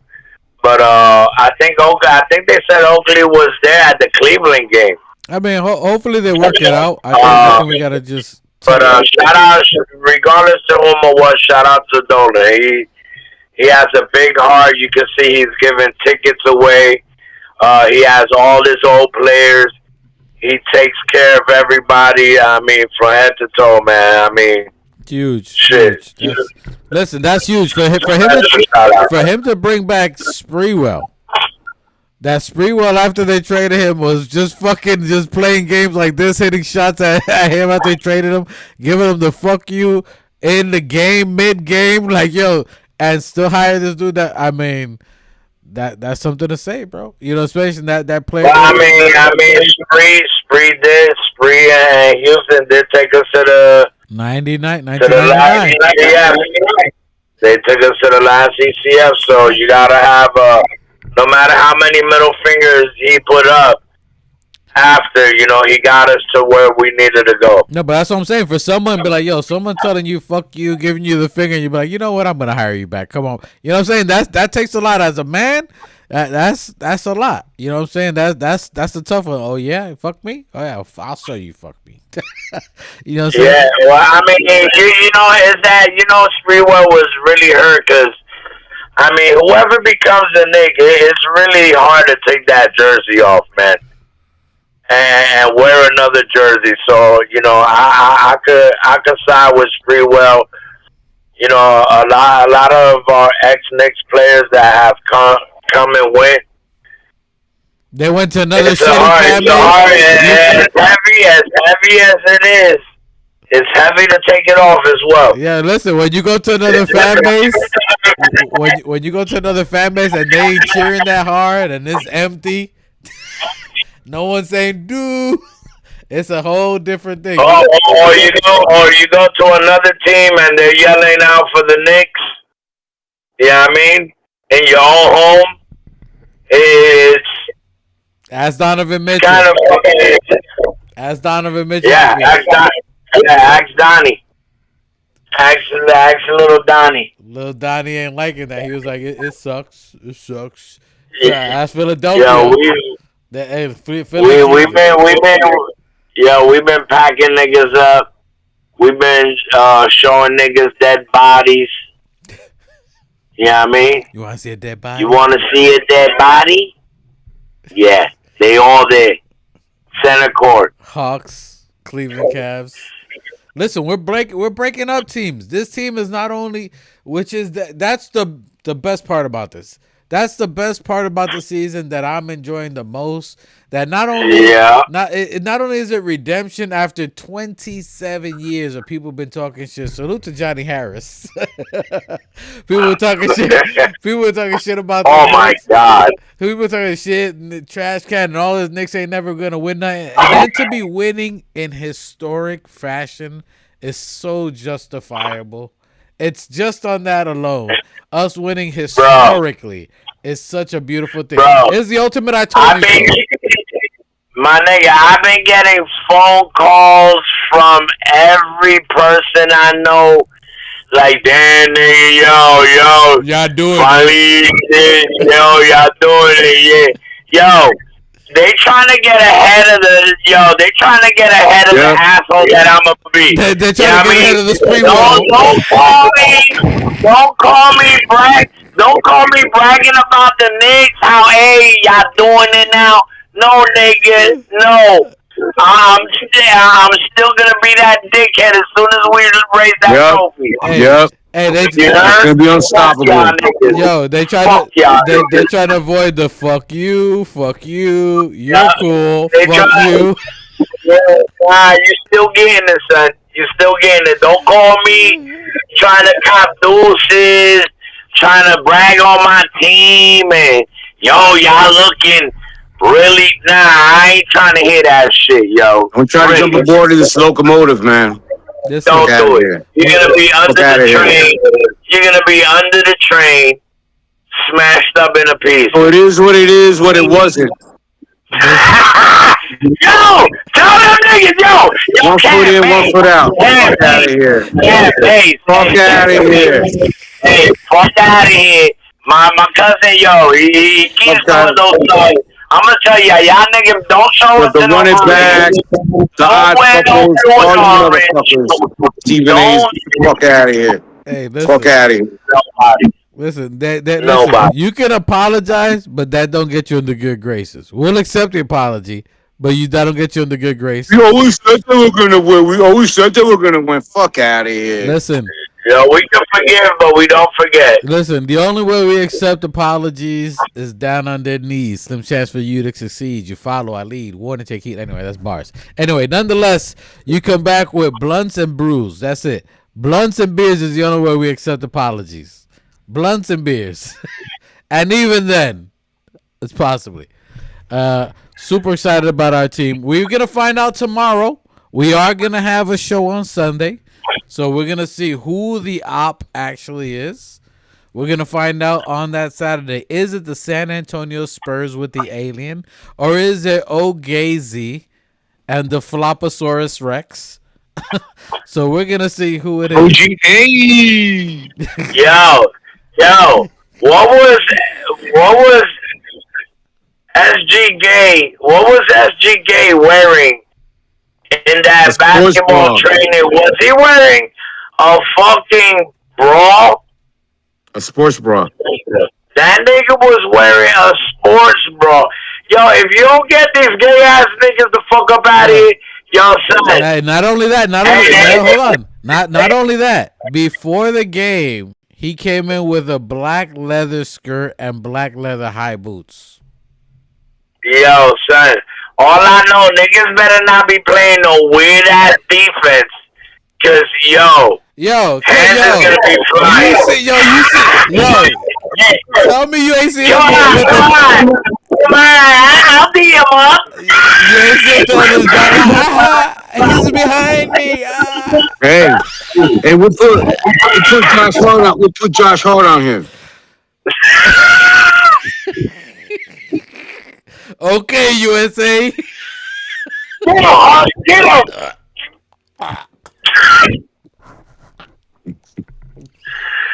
Yo. Y'all wildin' out, bro. Y'all.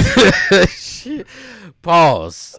Listen, I would not for nothing. Just on that alone, I would rather San Antonio Spurs. I kind of wanted the OKC just so there's no excuses because of the chance. I don't know about that either, man. You know what they say about Texas? Steers and queers out there. Listen, they're not there, but steers and queers. It's all just what? Full Metal Jacket. What they say about Texas? They play with Longhorns.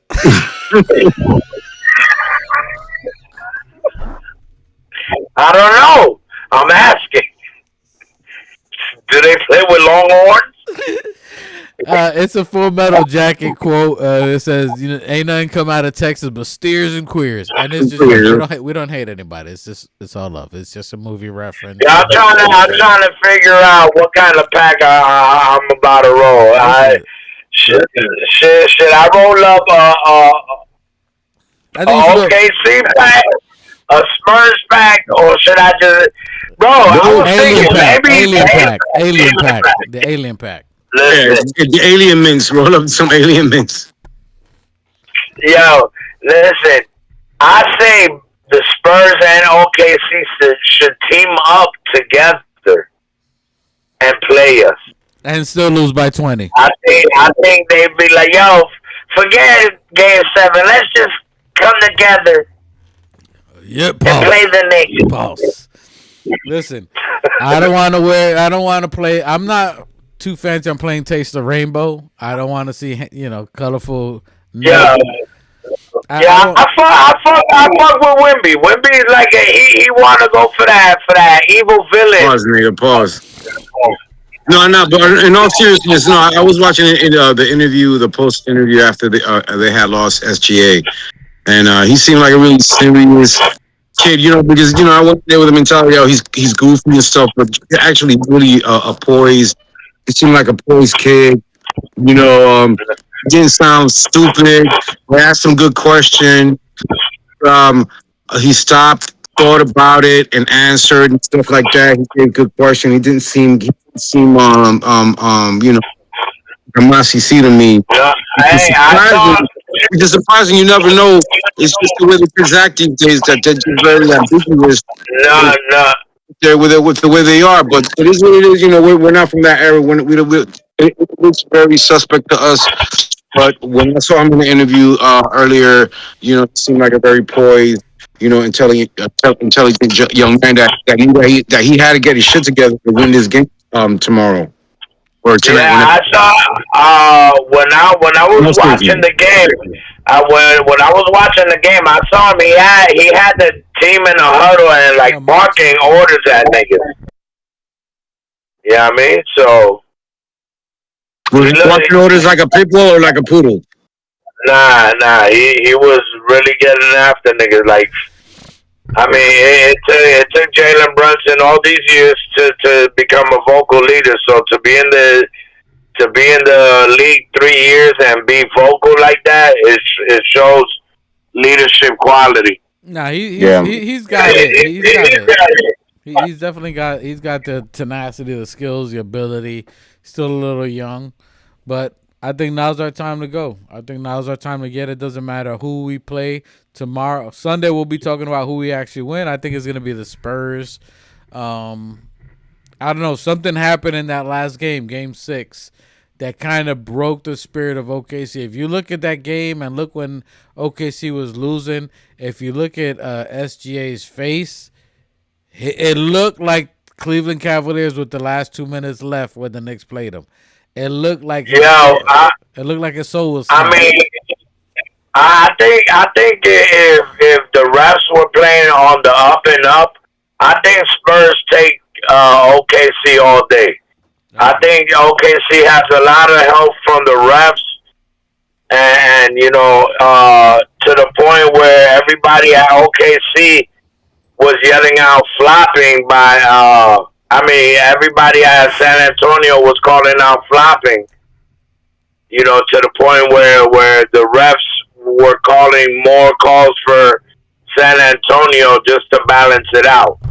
I mean, even after Adam Silver got called out, I mean, people were letting Adam Silver know he was in a podcast or something after that, and they were just letting him know. They're like, "Yo, this flopping is too much," and he was like, "No, the rest are doing a good job." Immediately after that, the next game, them refs were swallowed their whistles. He called them up. He was like, "Yo, they just called me out. I don't give a fuck what y'all do. Let them play. Let them play. I don't want to be able to." You know what I'm saying? And after that, you saw they get blown out by 20. That's why I said you saw SG's gay falling down every 3 seconds, and they ain't have no call. Then they ain't know what to do. They were expecting the refs to call them and give them these free throws, and they didn't get them. If you let them play up and up, they're not the team who they make themselves out to be. That's a fact.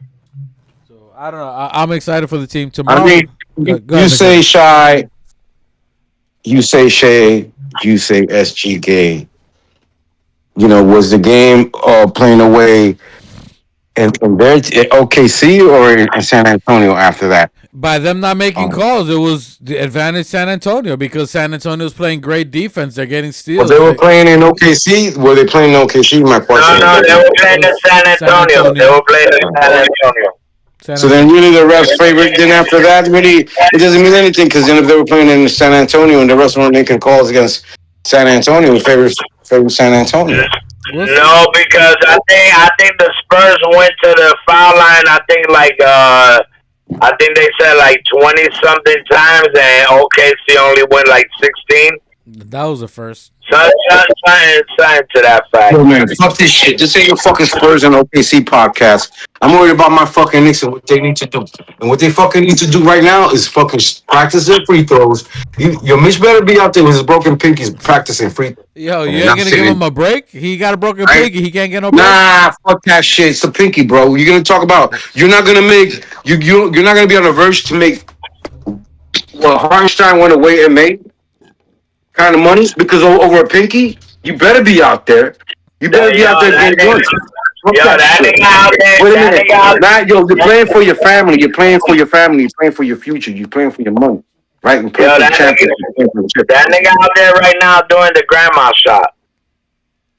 Listen, hey, that Rick Barry, was it that Rick Barry shot under the legs? Listen, if it works, bro, if that works, I'm doing it. Somebody needs to bring that back. I think it should be Mitch. Mitch is literally the worst free throw shooter in the NBA at 39%. That's a little tough to swallow, that player, but nonetheless, I'm excited for it. So we're going to find out. We're going to be watching the Ops tomorrow. Tomorrow, New Knicks, who do you think takes that 7th game? What does it look like to you? How, why, who's the player? Who wins Game 7 of the Western Conference Finals? Spurs are the better team. OKC has the league in their pocket, so If they're letting them play, Spurs will take it. If the league is involved, OKC is winning. I really want OKC.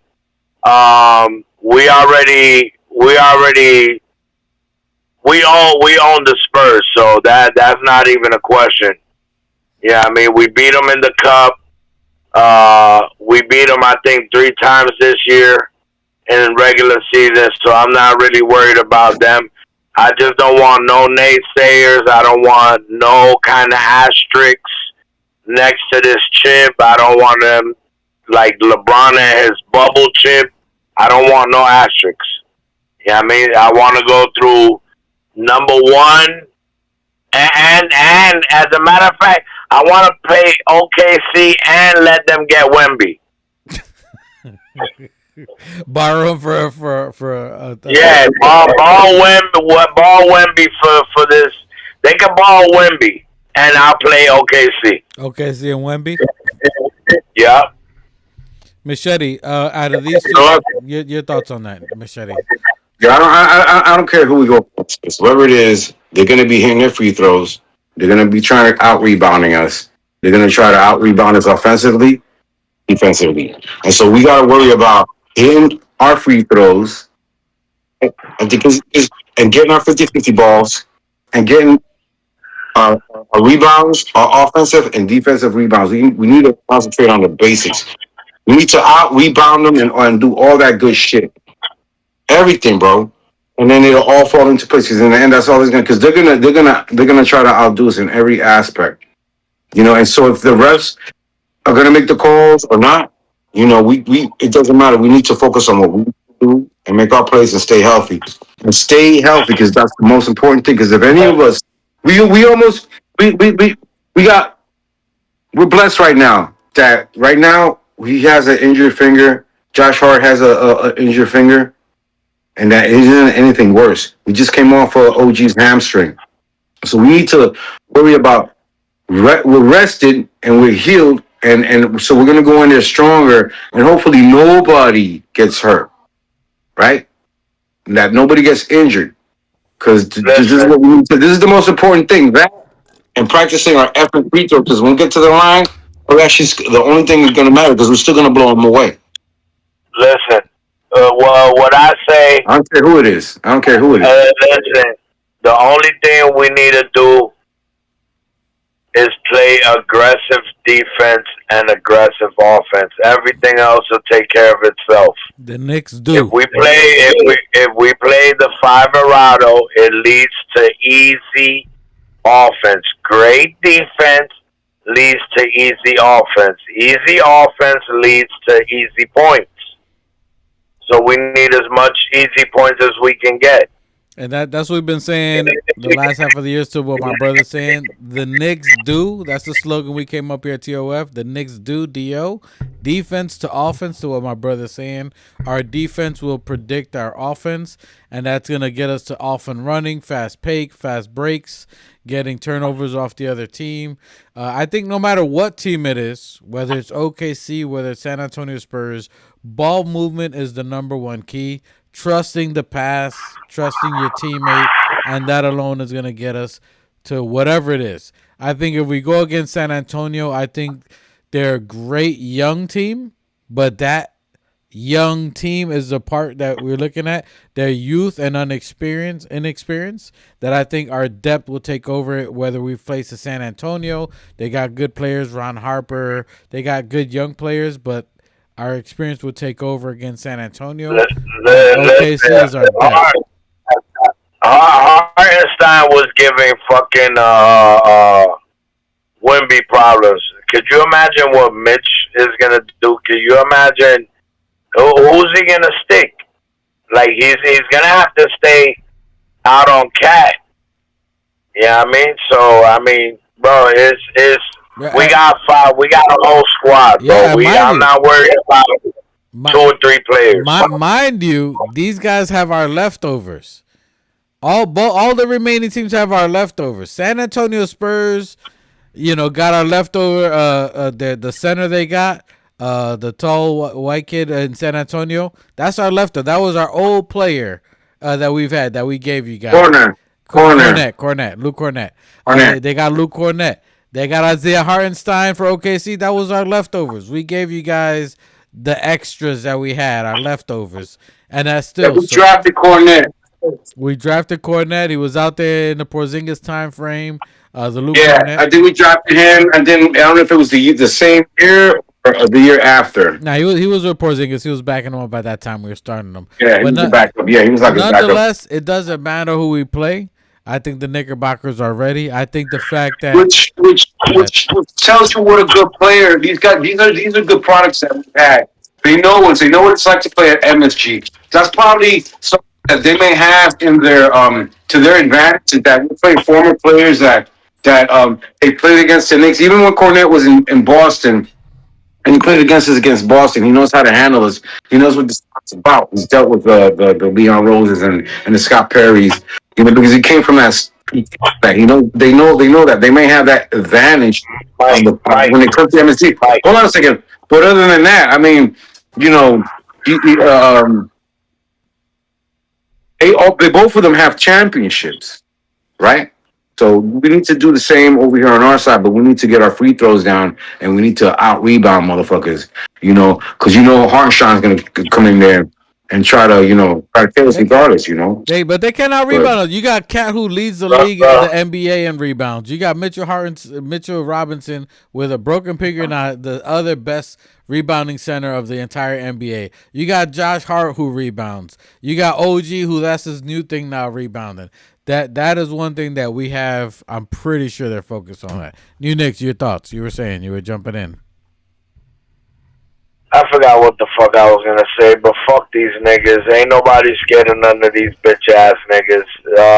Roast them, toast them, and get them over with. You know what I mean? It's baked potato. We bring in the brooms. If we play how we need to play, we should be scoring 140 every game and shutting them down by 70, 80 to 90 points. They won't go over 100. Yeah, and Machete. Yeah, my bad. Machete, you were working on the deck. I don't know if you had a question. I asked my brother. I'm gonna see if you have any thoughts on that.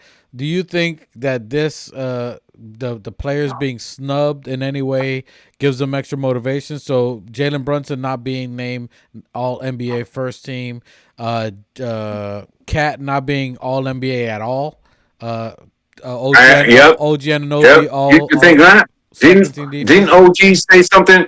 Didn't OG say something about that a year and a half ago when he wasn't that he said that he was going to make all defensive? And he was, right, and he got second. He got second, and he still got some. So this is the second time they snubbed him. And your coach of the year, he did not get any selections on that. All right, so this is my theory. That means that we're going to win the chip, because that's it. Very rarely are they going to give you. They're not going to let you have your cake and eat it too. Is what I'm saying.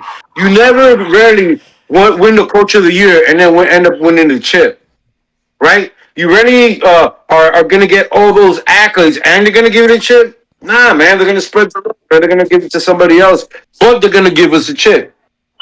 Or they know that we're going to win the chip. So, that's fucked up, because really they should do all that stuff after the end of the finals to see who should be the MVP, who should be the coach of the year, defensive player of the year. Talking about for the year.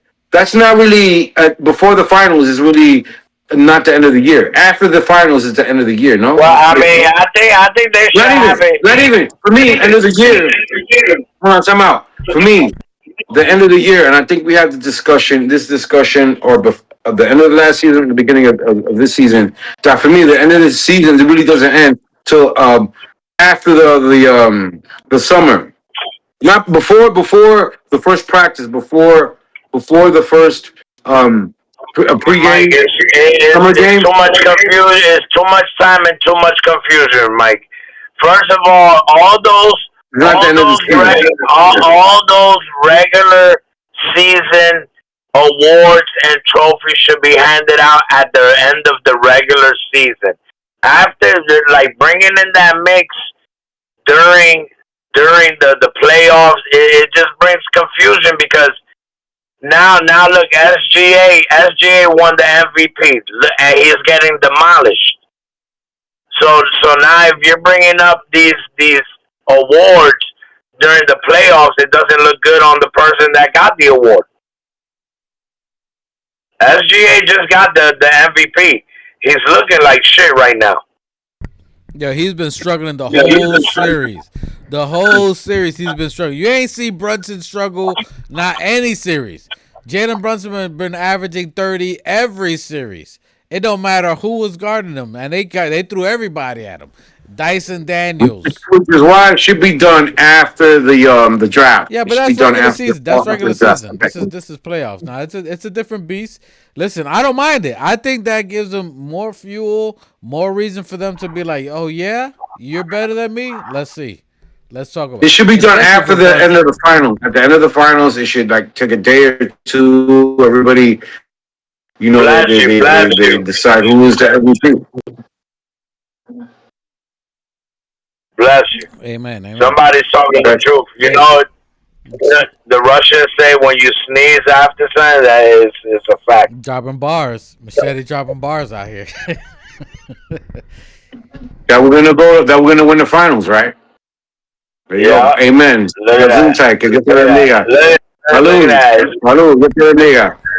Bars, spitting bars. Listen. Yeah. Fuck these niggas. I need them to bring the bros out. I don't want no games. I need these niggas punching niggas from the get-go. I don't need no slow start. I don't need nothing. Yup. Get the brooms out. And that's it. It's time to stop playing. Sweepo de Mayo is not over. Listen, Sweepo de Mayo is not over. Wednesday's the first game. The first game is going to be telling. The fact that we have our team players that are talking about that they're not satisfied, that they want to have harder scrimmages, that they want to be ready for this first game is extremely terrifying to whatever team thinks that they win tomorrow. They better be ready. Whatever you're doing in this series, you better double that when you're coming against the New York Knicks. First game, I think the team's going to be locked and ready. And when and if, we got to say the if for the people who just don't know the Knickerbockers, who are the casuals. But for the Knicks fans who knows that once we come at the first game and we come aggressive to take that W, if the New York Knicks take the first game, which we will. That's how our broom works. Again, I agree. I agree with you guys. Which we will. Which I agree with you guys. But I'm saying for the casual fan who doesn't understand, once the Knicks we smell blood in the water. We're good. We know the importance of the first game. We've been through 3 different series where we fought through against the Atlanta Hawks. We struggled that we got the first game, we lost 2, and then the other games we understood that winning the first game was important and dominating. That's how we swept. So we definitely understand the importance of a first game. It's going to be a problem for whoever it is, San Antonio, OKC, which we'll be talking about this on Sunday. But the New York Knickerbockers will be ready for the first game. Do not expect what you saw against Cleveland, an overtime, a slow starting team. I do not anticipate that for the Knicks. I think they've been watching every game, as you, Nick, said. We got nothing but time. They're watching the ops. They're grabbing their popcorn and watching these boring-ass OKC Spurs game. Go ahead. Hey, I got a secret. What is it? The streak continues. Hey, I was watching the games and I was saying, damn, are these games boring? Am I wrong in thinking these games are boring? They were boring. Boring ass fucking games, boy. They were super boring. You on, you next? We can hear you.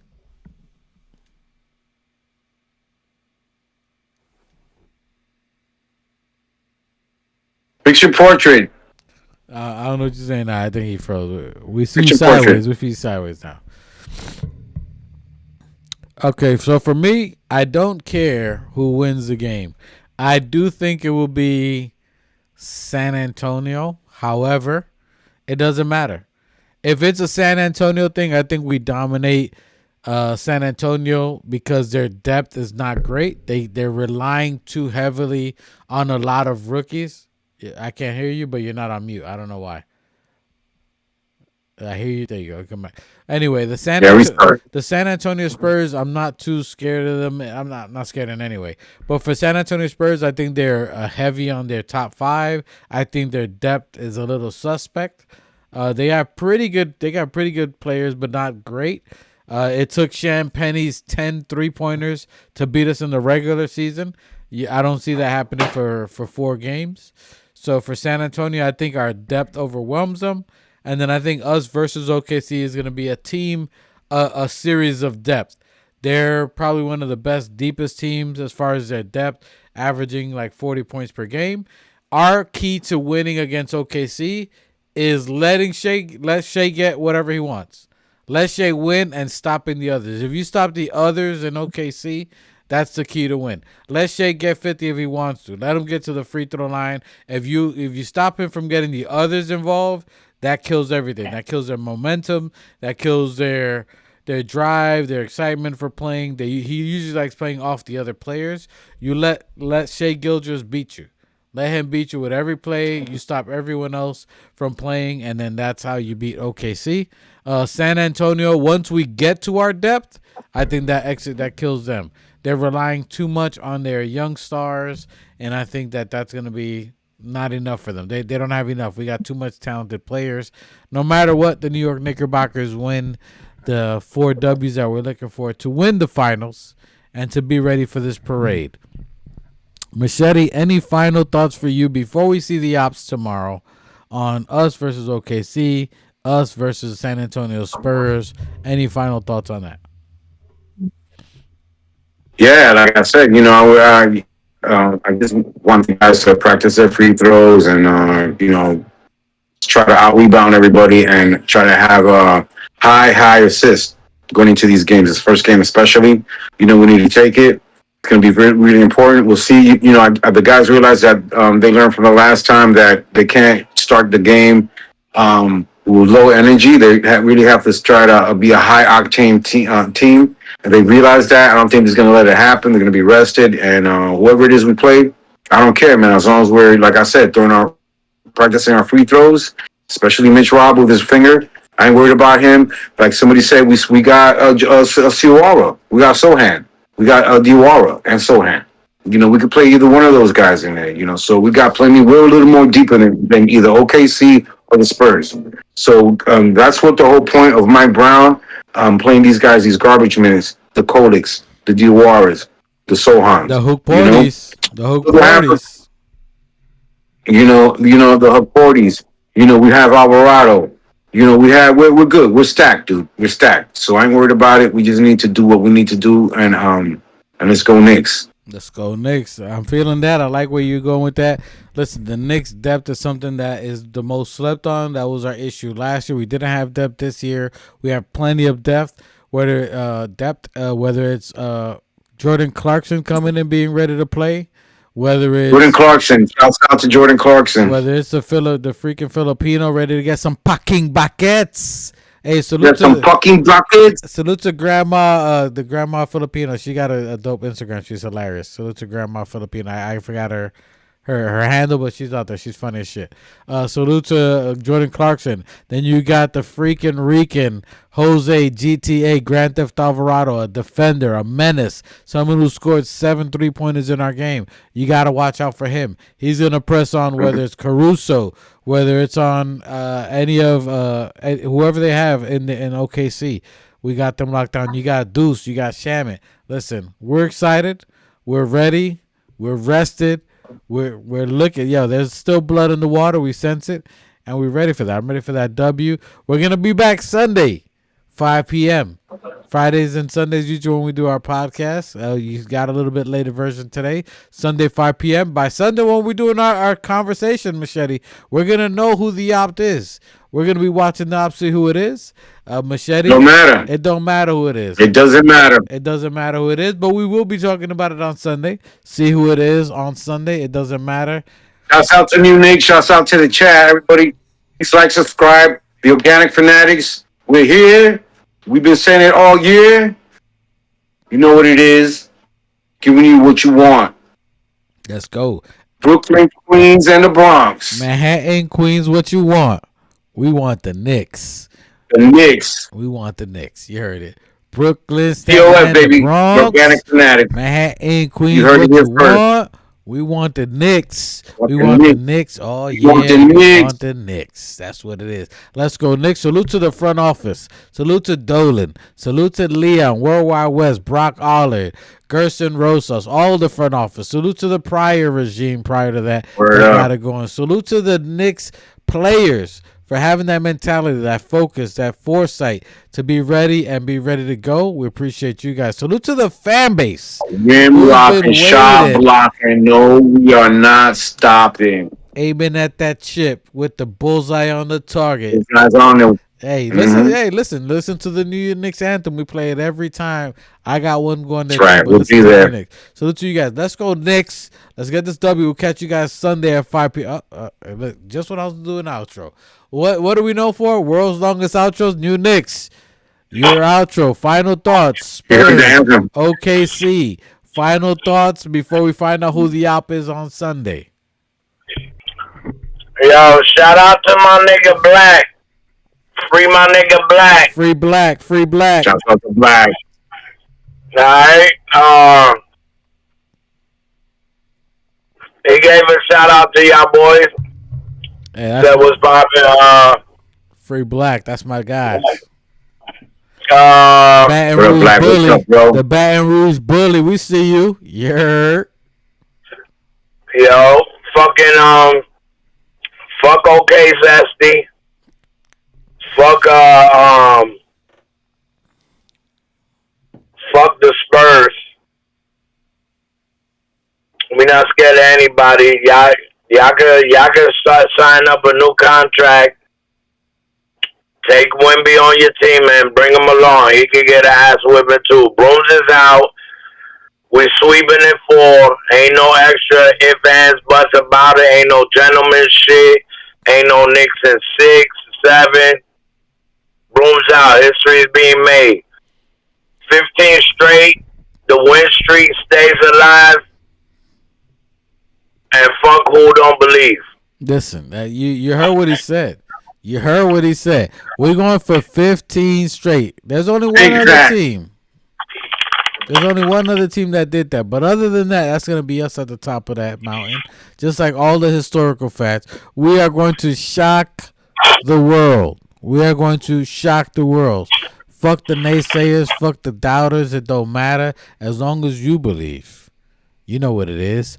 Let's go Knicks.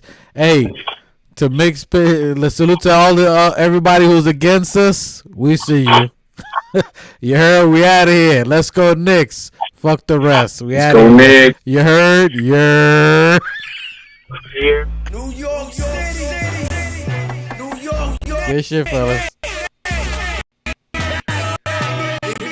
Knicks is in the Mecca, yeah, let me hear you give it up. The Knicks is in the Mecca, yeah, let me hear you give it up. The Knicks is in the Mecca, yeah.